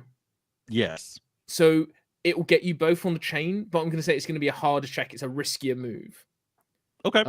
So it's up to you, but it's going to be a grit check to like basically hurl Crow and let the momentum take you as well, and heave yourselves onto the chain. Yeah. Bad Dog hasn't made a name for himself by not taking risky moves, so we're going to give it a whirl. Okay. Go for it. All right. Is this a grit or wit? Grit for you. Yeah. Grit. All right. Here we go. No. 0 successes, 3 strange. Oh no. Oh, no. So we're on 37. So, Bad Dog, I'm going to let you make a decision. You can hold on to Crow, or you can let go of Crow and hurl him towards the chain as you fall. I'm going to hurl Crow to the chain. Okay. So you kind of hurl yourself off, and the platform shifts again. And as you hurl Crow, your grip is lost, and you begin tumbling down through the stormy sky, down towards the laboratory below, and you land with a crunch. I'm afraid, Bad Dog, as we accelerated to the top. Had I gone this round yet? Sorry? Had I gone this round yet? No. Wait. No, you hadn't. Yes, because we saw around so much. Is there something that you'd like to do? Go for it. Yeah. There is something I would like to do. We rewind, and Bad Dog is beginning to fall. That's where we're at. Okay. What would you like to do, Crow? Sure. I want to activate my. So like I get tossed over. I grab the thing. Can I pull out my knife and try to blow him? It ideally into another chain that he can grab onto, or into just a better landing position. Like we came out of something. There were 80 feet above the lab, but we're invariably not 80 feet above whatever the hall or wherever we came out. Essentially, I would love to blow him into another chain that he can potentially grab onto. But if not, just maybe not an instantaneously terminal death. Okay, go for it. I'd like you to roll a strange check to summon the power of the dagger and blast it as accurately as you can. Excellent. Yeah, I knew I boosted that stat for a reason. When in doubt, boost strange. All right. I got a luck. Hold on. I have 2 successes. Fantastic. So, Bantle, you begin tumbling down, and you grip you land on the chain crow, swing around, and summoning all of the kind of power you felt surging through that dagger, point it outwards, and not just a tornado surges out, it spins around and it forms almost a spectral bird creature, unlike anything you've ever seen, that swoops underneath Bad Dog, lifts him up on a gust of wind, and he lands kind of heavily on a chain. And the kind of wind of kind of formed bird splits and disperses kind of into the storm. Let's do that. Let's take some extra strange for that, though. Let's click the doom clock up a little higher, just for fun. Yeah, let's sound a couple for that. Okay, so Cooper Smith. Everyone else on change. It is you, Miss Marble, and these 2 figures left on the platform, which is becoming increasingly unsteady. What would you like to do? So I want to address what the creature had said. You want us to leave you alone? Well, you need to do something for us. You need to leave all the bodies alone. As a matter of fact, you're making quite the mess there in the graveyard, and it's really disrespectful. My friend here, you decimated her husband's corpse, and he was, from what I understand, a very nice fellow, and we'd like you to quit. So if you want us to leave you alone, you need to give his body back. He kind of pauses for a moment and thinks and says, if you leave us alone, we shall leave this city. Do we get my friend's husband's body back? Pauses for a second and says, I do not know where the body is, but I'm sure if it is still there, you are more than welcome to it. And he turns to look at Miss Marble and says, I am deeply sorry for any hurt Victoria may have caused you. To which Miss Marble actually looks quite surprised and gives him a little nod and be like, oh, well, yes, we shall have a look, I suppose. Oh, that's satisfactory for me. I mean, that sounds like a good deal for me. Yeah, how about let's shake on it. No, maybe let's not shake on it. Let's do a proverbial handshake. It's, as you say that, the platform shifts again, and it's Miss Marple kind of uncocks her flintlock and is like, "Yes, Mr. Goobersmith, I think it's time to go." I thought this was a trick just to get into a handshake for a second there. I thought about it.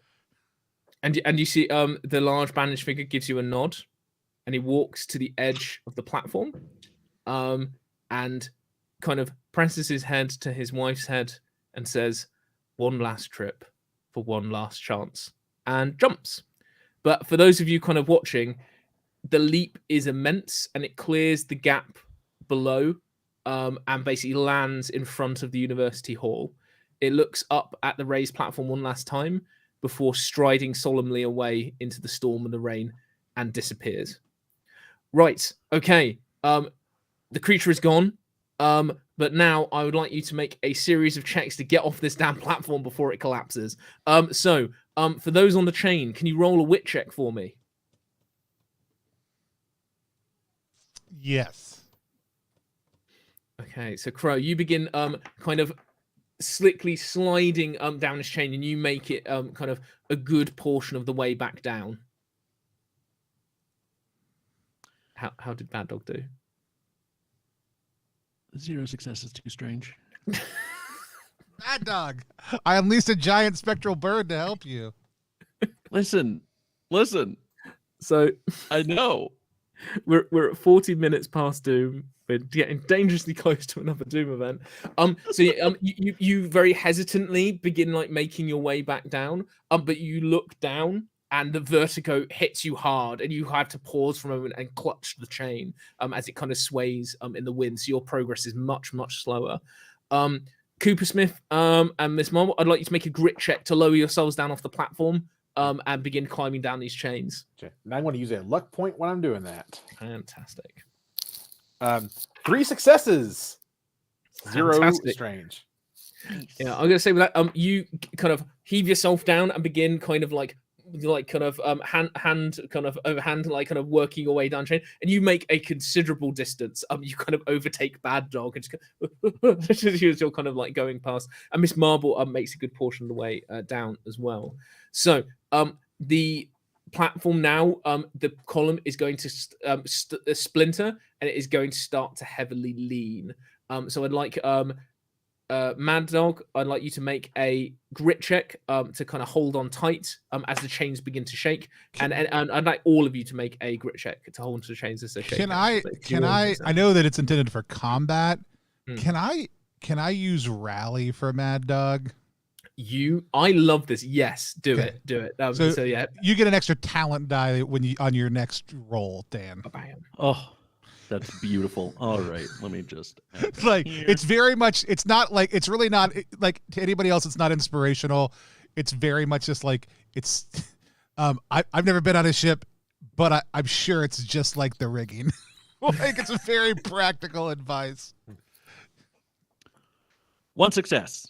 Success. Yes, you managed to hold on for dear life as the chain shake and begin to kind of make a bit more progress down. Fantastic. Cooper Smith, how do you do? 1 success, 1 strange. Okay, yeah, you managed to make some progress down the chain and hold on tight.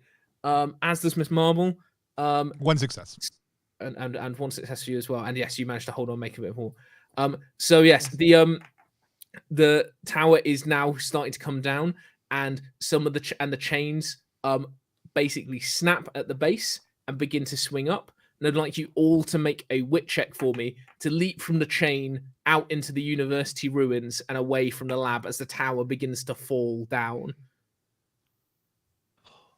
2 successes. 1 success. 0 success, 1 strange. Okay, that's Miss Marble. She gets a success. Fantastic. So for the rest of you, it falls down and the chains snap and fly up, and as you do, you jump with it and all land. You're kind of checking yourselves and be like, oh, you're not landing kind of too roughly. Cooper Smith, you fly towards, and your hands land, and you're gripping desperately onto the edge of the opened up cavern as the platform is falling above you. I'm going to give you one last kind of grit check chance to make sure you don't get engulfed by the fireball of this platform falling down. Before I do it, I say, if I don't make it, tell my loved ones that I'm proud of them. Okay. 0 successes. Give us Who is their the names point and their guard? general contact information. 0 successes and 0 strange. Strange. And with that, you almost kind of get back out, but the chain kind of whips down, catches you as you are dragged down with the platform, and it explodes, kind of deep down, sending up a gout of flame. Can you roll a luck check for me? Can do. Okay, so here's how this goes. Oh no! So there are 0 successes and 2 strange. Such a So, shame yeah. we didn't get names of your loved ones. Yeah. So yes, you land in the lamp below, and you kind of land on top of one of the tables, kind of with the experiments on, and you're like, oh, this smells like oil, and then kind of the fiery ball above you just lands down, and the entire lab is just immolated, and fire gouts out of the tunnel that you went out of. And unfortunately, Cooper Smith, you are claimed by the carnage. You are dead. So the rest of you, you pick yourselves up and dust yourselves off. There is a giant column of smoke now behind you. The creature has disappeared. But you would say that this case is pretty much solved. But I think as you begin walking back into the city, how do you think you're going to sell this to the mayor's office? I mean, they'll never find us. Yeah, I don't think we need to go back there. Listen, I've got a ship. We can just sail away. And Miss Marble claps you over the shoulder and goes, well, I was never really much one for politics. And you begin to head towards the docks. And I think that's where we'll end our session as you disappear into the stormy night. Thanks, everyone. That was absolutely glorious. Awesome. Amazing. I think the post-credit scene is we see a small bluish T-Rex hand reaching for a deck of cards in the middle of the rubble. So actually, I've got 2 post-credit scenes for you. So the first one is kind of the fire dies down and there's the ash, and you see there's a hand holding a card kind of out of the ash, and a little blue hand reaches down, picks up the card, and pokes the hand, which twitches, and you just hear and that is the end of that one. The second one happens. You get a title card that says 1 month later, and we cut across to a vastly different environment to Spy Home. We are kind of out in the desert, and you see there is a giant man clad in flowing black robes to hide his bandaged skin from the burning sun, dragging a heavy coffin behind him over some sand dunes. It's been 3 days since they alighted the boat in Lux, but he was glad to be free of the lingering gaze of the locals. His size, gait, and companion in a coffin were bound to draw attention, but out here in the sand seas, they were truly alone, and this he preferred. Cresting the dune, his green eyes surveyed the land until he spotted what he was looking for. Consulting the map, he began to hasten down towards his destination with renewed vigor. The tomb door opened without much resistance. Either that or his newfound strength, something he was still getting used to in this body, made it a minute task. Sun rays paused inside it, illuminated a large looming statue of a jackal-headed man rendered in black stone. And for the first time in a month, Igor Bornstein smiled. It was time to get to work. Yeah, so that's where... So good. Yeah, that's where we end our session. Excellent. Thank you, guys. That was wonderful. Awesome. I'd like to think there's also like a brief scene of like a little child looking at their parent and saying, "Mommy, when is father coming home? It's been months." And it pans out and it says like Cooper Smith home.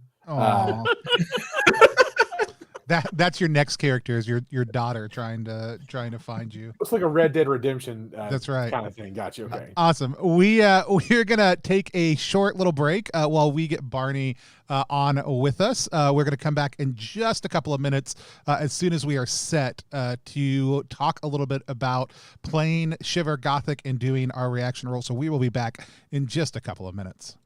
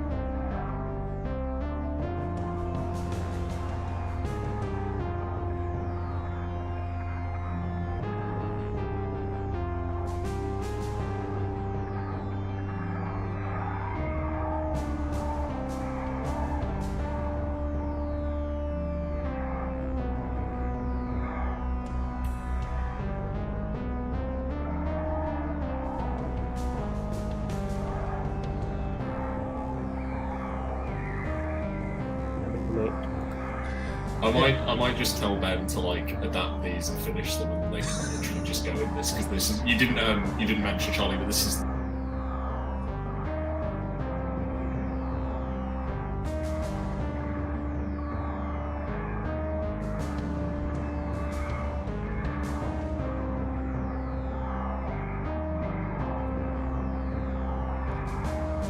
And we are live again on Plus One EXP. We're playing Shiver Gothic. We are sitting down to do our reaction roll.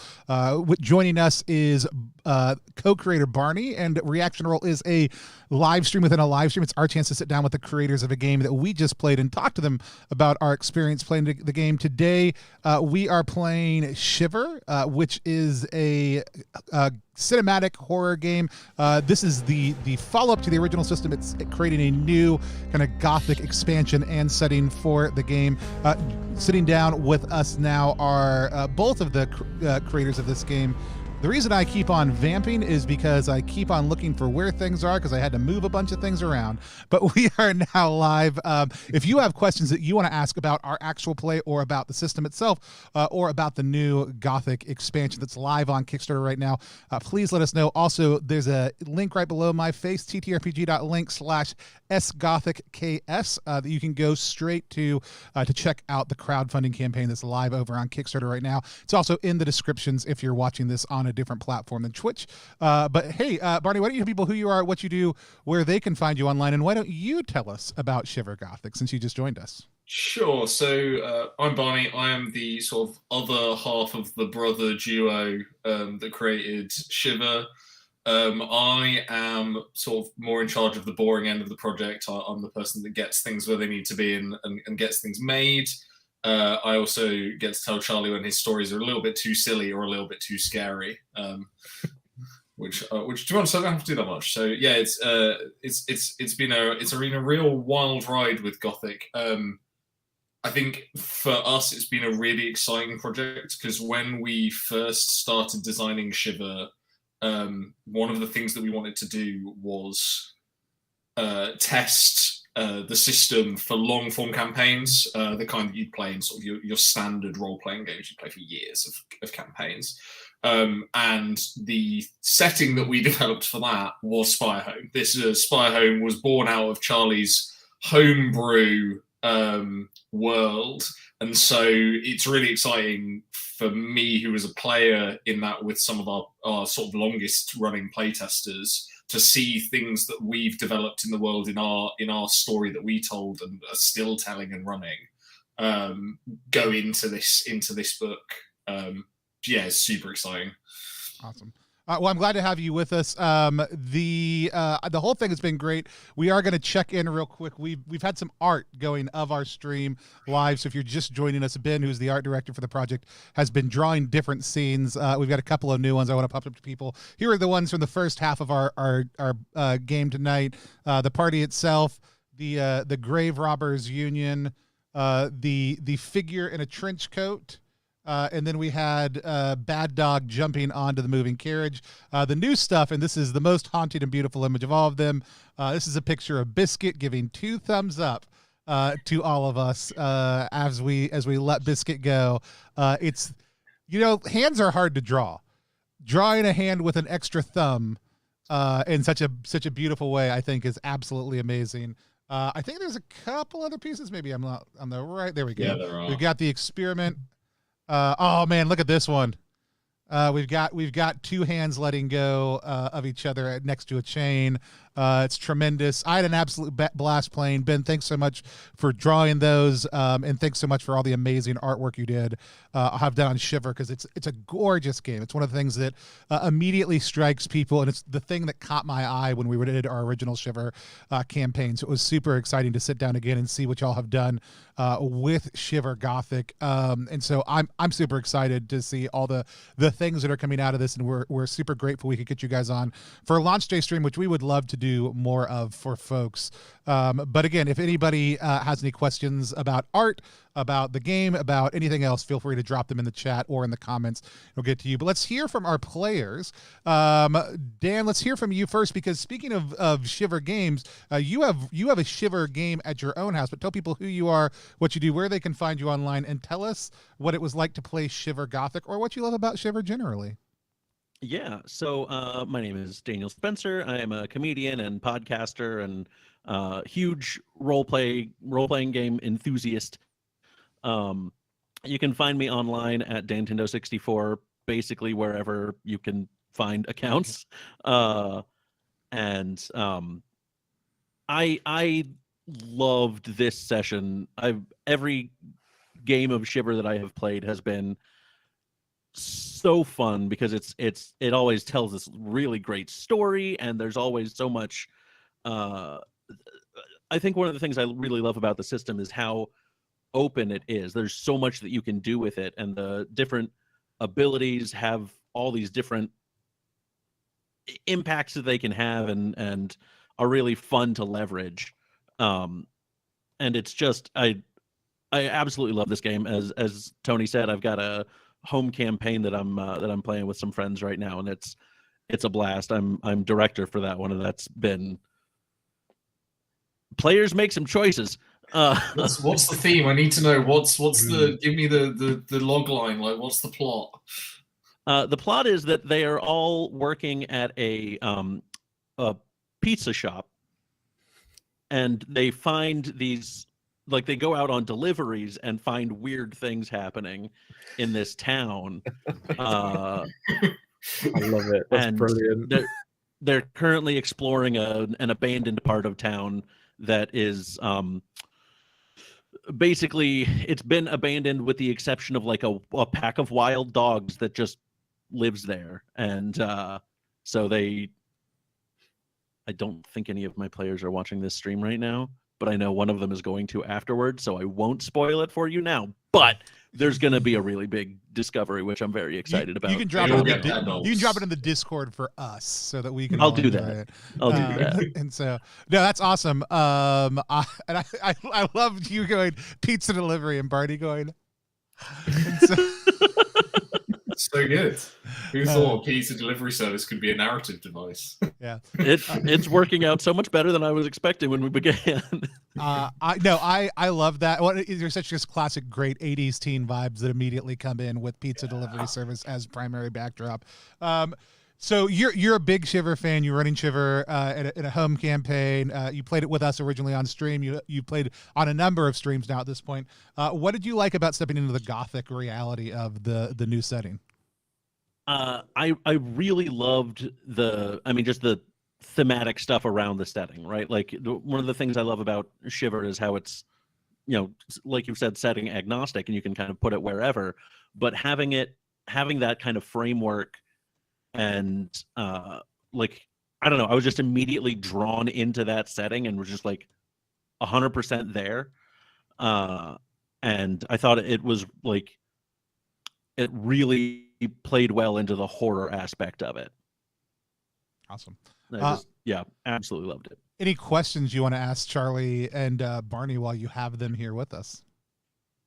I mean, several hundred, but we'll just start off with I guess when you were making kind of everything around Gothic, what were some of your like inspirations or touchstones for kind of what to grab and what to add in?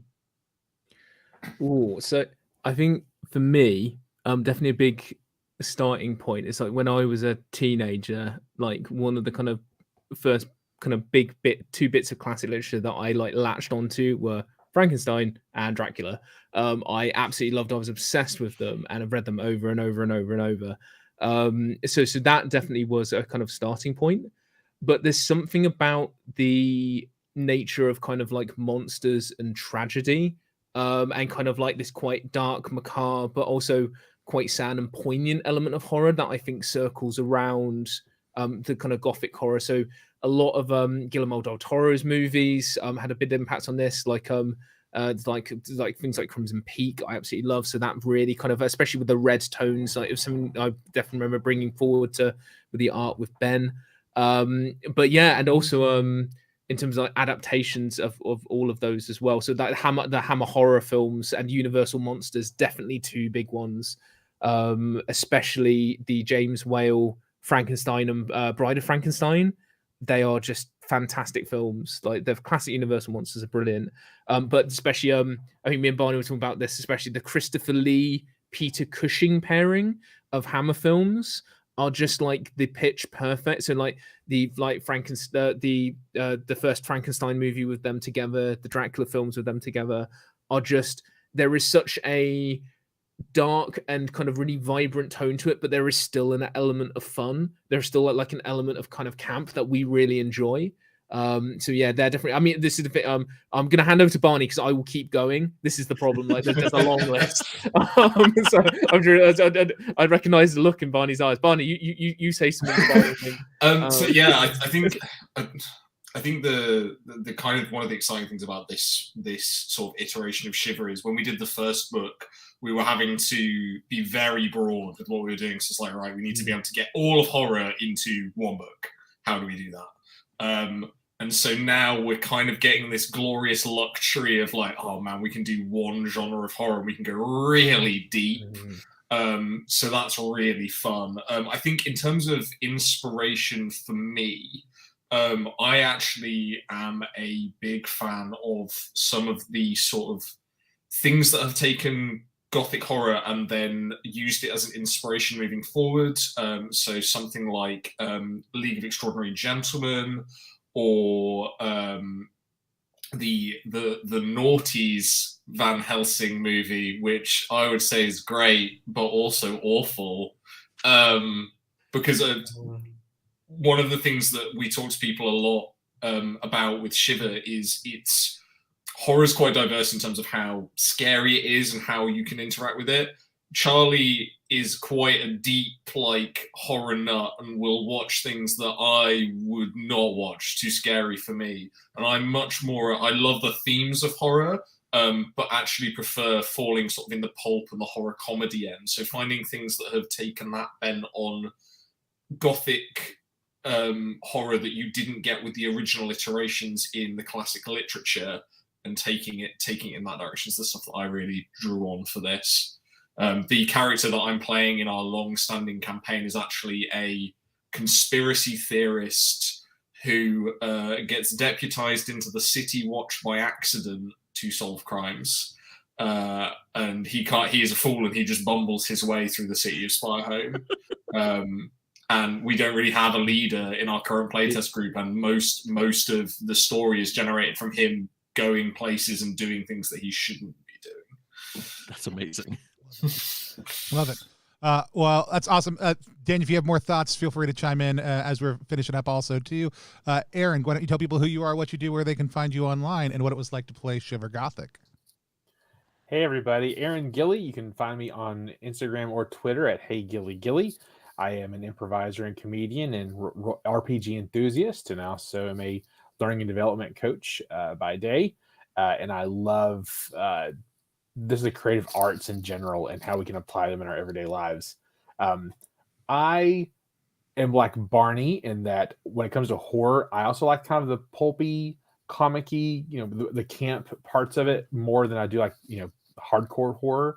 And so this was very fun for me to play this game because we were able to engage in that. And just, I know Dan and have done improv with Dan. And so I know we'd have a fun time engaging in that element. But yeah, in terms of the horror, I like the campy or the silly kind of horror.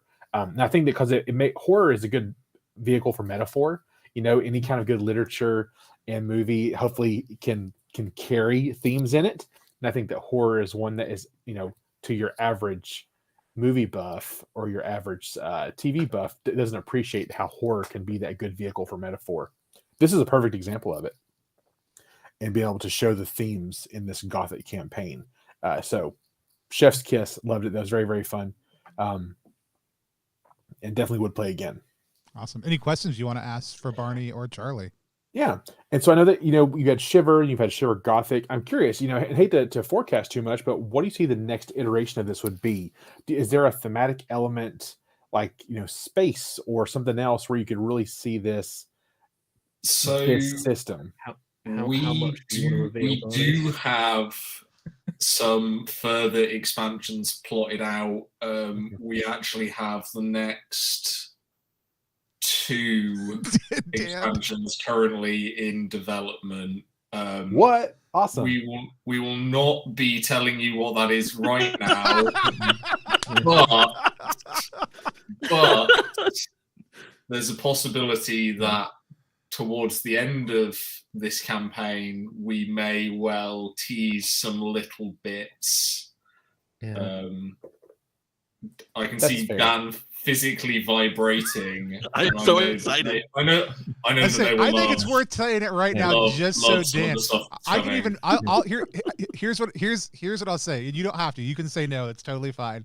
I will 100% mute all of y'all's audio so no one can hear you, and you can tell Dan just so we can all watch Dan's physical reaction. Like online. I might well reveal things to you post stream as a little thank you for I this just want to fun- get Dan's this visual fun- reaction. This fun adventure that you've all been going on. Charlie's done a lot of the legwork here. I've managed to. Do you want to mute me, and I'll whisper it into the microphone like this for Dan? I have to mute all of you. So I can mute all of you, and then Dan will hear it. The audience will not. Wait until I tell you you're muted, though. This is not a gag. I'm literally going to mute you so that we can just watch Dan's face during this process. Okay, y'all are now muted. Everybody can hear me, but no one can hear y'all.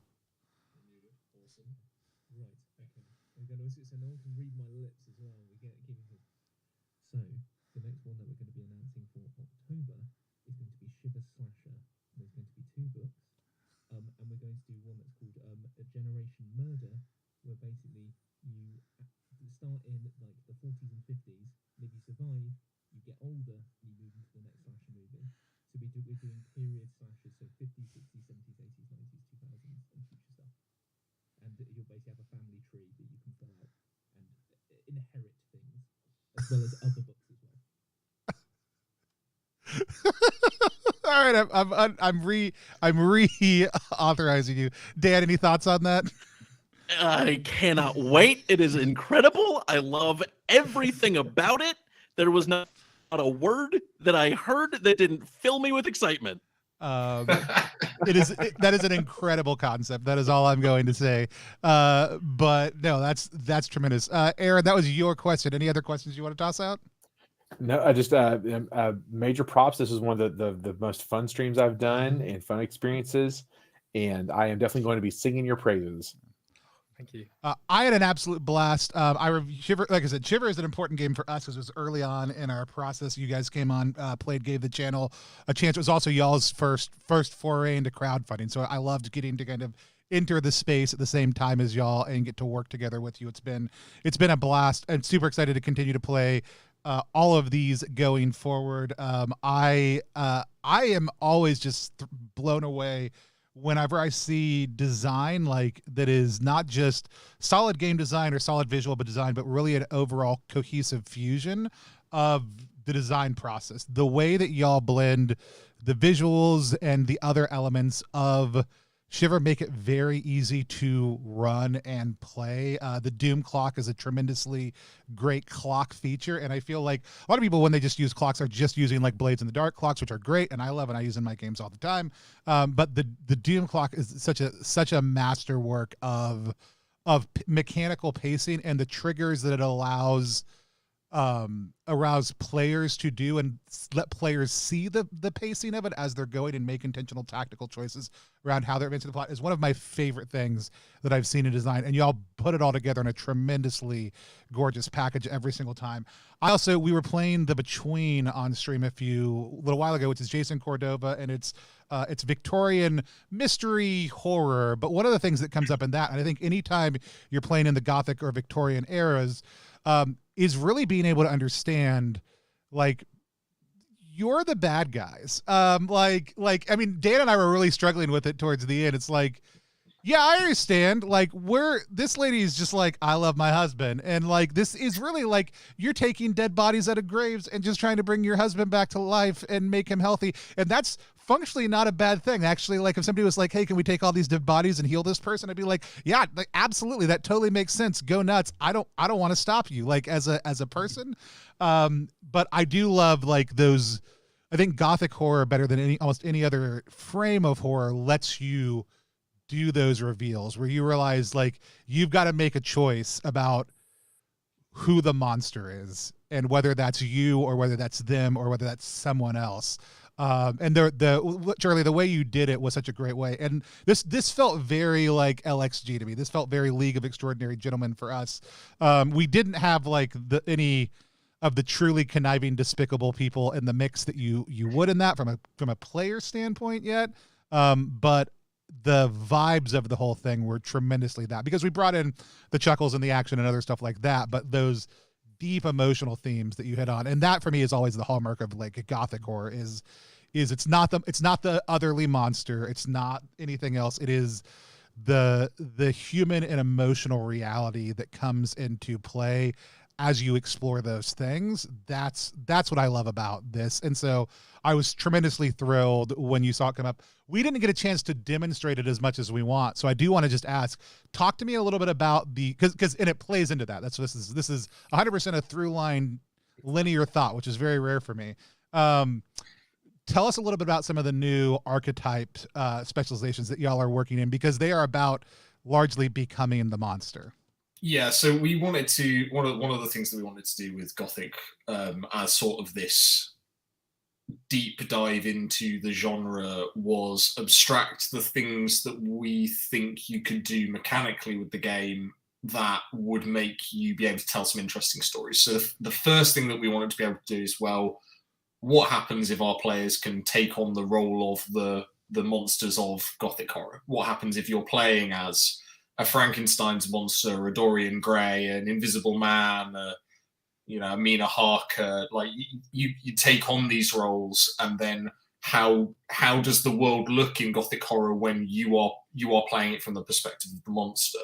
And you get another layer of that sort of emotional story with, oh, well, do the people accept you? Are you trying to win their favor? Are you trying to find your place in the world? And there's this huge array of stories that you can tell just on an individual character level before you even consider how that character is interacting with the world at large.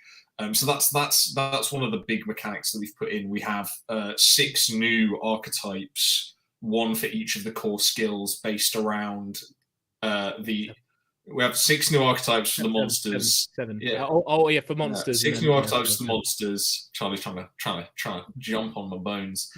6 new archetypes for monsters, one for each of the core skills. They cover pretty much everything that you could want to play in terms of a monster you'd find in Gothic horror, from sort of your Frankenstein's monsters through to your werewolves, mad scientists, immortals. We have the Faustian Fool, which is a sort of a lucky devil kind of character, which is all about pacts and bargains. And then we also have the unconventionally undead, or the odd undead, which is revenants and things of that nature, that kind of, if you want to be a skeleton and dress up in a trench coat and put a big hat on, like that's where you're going with that one. Then the 7th archetype we have is the Slayer, which is the human side of the coin. We wanted to have one sort of more. You can be a Slayer that isn't human, but generally the idea is it's the Van Helsing character. You're going and interfacing directly with the darkness, and what does that look like as a kind of twist on the survivor role from the original game. And then we've got that paired with a whole swathe of backgrounds. Obviously, we have the Urchin played in this story, which is one of those backgrounds, but we've got a whole bunch of Gothic-specific backgrounds to really tie characters into the Gothic world. The other thing you mentioned, Tony, that you said you really liked about Shiver was the Doom Clock, and we've actually expanded on that mechanic in Gothic as well. we've got something called the Doom calendar. So the Doom clock was originally designed for one-shot games, for like short form games. As you guys saw, you nearly got to quarter two.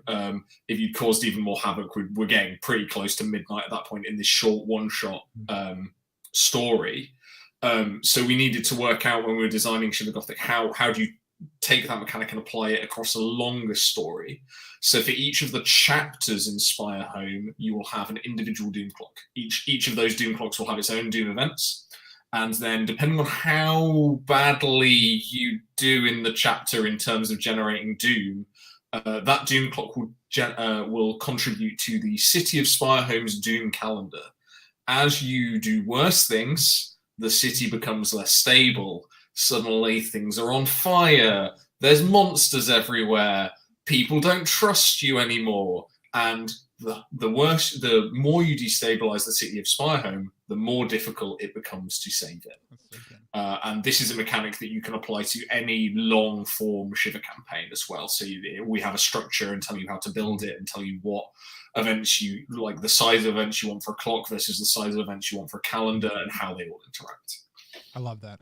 I am a big fan, like, and it's really funny. This is such a small thing, but time passage mechanics are among some of my favorite ones. And like, part of it's probably a little bit of a love for the OSR, but I don't like hyper granular ones. I do like large sweeping narrative ones. And so like, I'm a huge fan of Wander Home, but like, I love the Wander Home calendar and seasons and months specifically. And I'm like, I don't necessarily want to play a granular campaign of Wander Home, but I would love to play a game where it's like, we're every session, we're just in a new month in a new, and then move through the seasons just to experience it. And that type of zooming out on that is tremendous, and I love it. I know y'all have had a good first day on the campaign. Congratulations on being funded. You're also through at least your first 3 stretch goals are already. Oh no, wait, yes, no. we're funded, and we've just hit our second £15,000 stretch goal. So yeah, we're well on our way to all of the stretch. Charlie is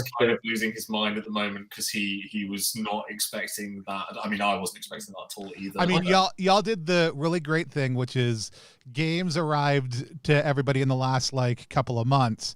And then it's like, now that you have your big, beautiful Shiver, books and dice and everything else in front of you, hey, guess what? There's more now. So excellent way to build on the excitement of people getting those in their hands for the first time. Despite the world's best attempts, we have managed to get books. delivering anything in the moment. And yeah, the reason I said first 3 is because I forgot about the currency exchange rate, and so it's you guys have far more dollars than you have pounds. We do get a lot of dollars for our pounds. And so but I'm super excited. So you guys have already announced the first stretch goal. You've unlocked the second one, but it's not uncovered. Tell us a little bit about that second stretch goal. Okay, let me just pull this up, because I think Ben has been spending so much time having fun drawing the images from this campaign that he hasn't updated this graphic for me. So let me just scroll down so that I can remind myself of what these stretch goals are, because I don't want to say the wrong thing and give you all spoilers that you shouldn't have yet. So the first stretch goal that we are unlocking is an extra skill branch for each of the monster archetypes. So we have a load of monster archetypes that we want to expand in the skill trees to kind of give some real flavor to more and more specific niche characters. Things like the Invisible Man they're quite specific with what you can do with that character. The first stretch goal has allowed us to expand and add a load more abilities to the monsters. And then the second stretch goal is a tasty little physical upgrade for the Secrets of Spire Home book. So that's going to add some custom end papers. I believe Charlie is going to try and get the map of the City of Spire Home on the end papers so that you'll have a full map of the city when you open out your book. We're also going to get a nice cloth ribbon in there as well, just to make it an even prettier thing to have on your shelf. And then we've got a whole host of stuff planned for future stretch goals. You guys did the smart thing, and you're like, here are 3 stretch goals. Do those, and we'll tell you more. So I'm super excited to see. We've got a load of stuff planned, but it's Ben works himself real hard making those beautiful illustrations. So I don't want him to plan out too many stretch goals in advance and burn himself out. So we'll let him do the graphics a little bit at a time. And again, I want to thank Ben, who's been in the chat the whole time, who's been doing that art. Go over on Twitter. We've retweeted every single one of them that's come out so far, and check out that gorgeous art. We always love when we get to see things like that happen on our stream. And thank the 2 of you for coming on today. Launch days are stressful. I love it when people are able to come be with us on launch day, because it's a good way to, at least for a moment, take your mind off the insanity that's happening, at least for one of you. But it's been a blast to have you here. Can't wait to see how high the campaign climbs. Dan, Aaron, anything else that y'all want to ask? Talk about? Any of that stuff? Awesome. No. We've got a couple different actual plays coming up later on this week. We've got The Exiles, which is a Crescent Moon expansion that's going to be launching soon over on Kickstarter. But instead of the dreamlike state of Crescent Moon, The Exiles is all about the hellish nightmare dimension of the below, and we are exiles who have been sent to live there. We also have Quakeborg coming up this week, in which, if you were a friend of Quake, the first-person shooter, at any point in the last 20 to 30 years, then it takes that and throws it into the dark reality of Merkborg. That's going to be coming this Friday night. Both of those are Friday. We've got some additional streams coming up this week and some extra Morkborg fun happening. Come back on over for any or all of that. Hit follow or subscribe to get notified when we go live. We also have the Together We Jam project that just launched today over on Itch, which is making content for Down We Go, Through the Void, DungeonDelvers.tv, or making your own original Together We Go systems. It's a modular minimalist OSR system. You can also support our stream by becoming a content champion over at kofi.com/+1exp or clicking the links below. But with that said, it's been such a blast to have you all on. Thank you so much again for joining us. Until next time, we're just all going to wave at the screen until I take us offline. Bye, everybody. Thanks, everyone. Bye. Bye.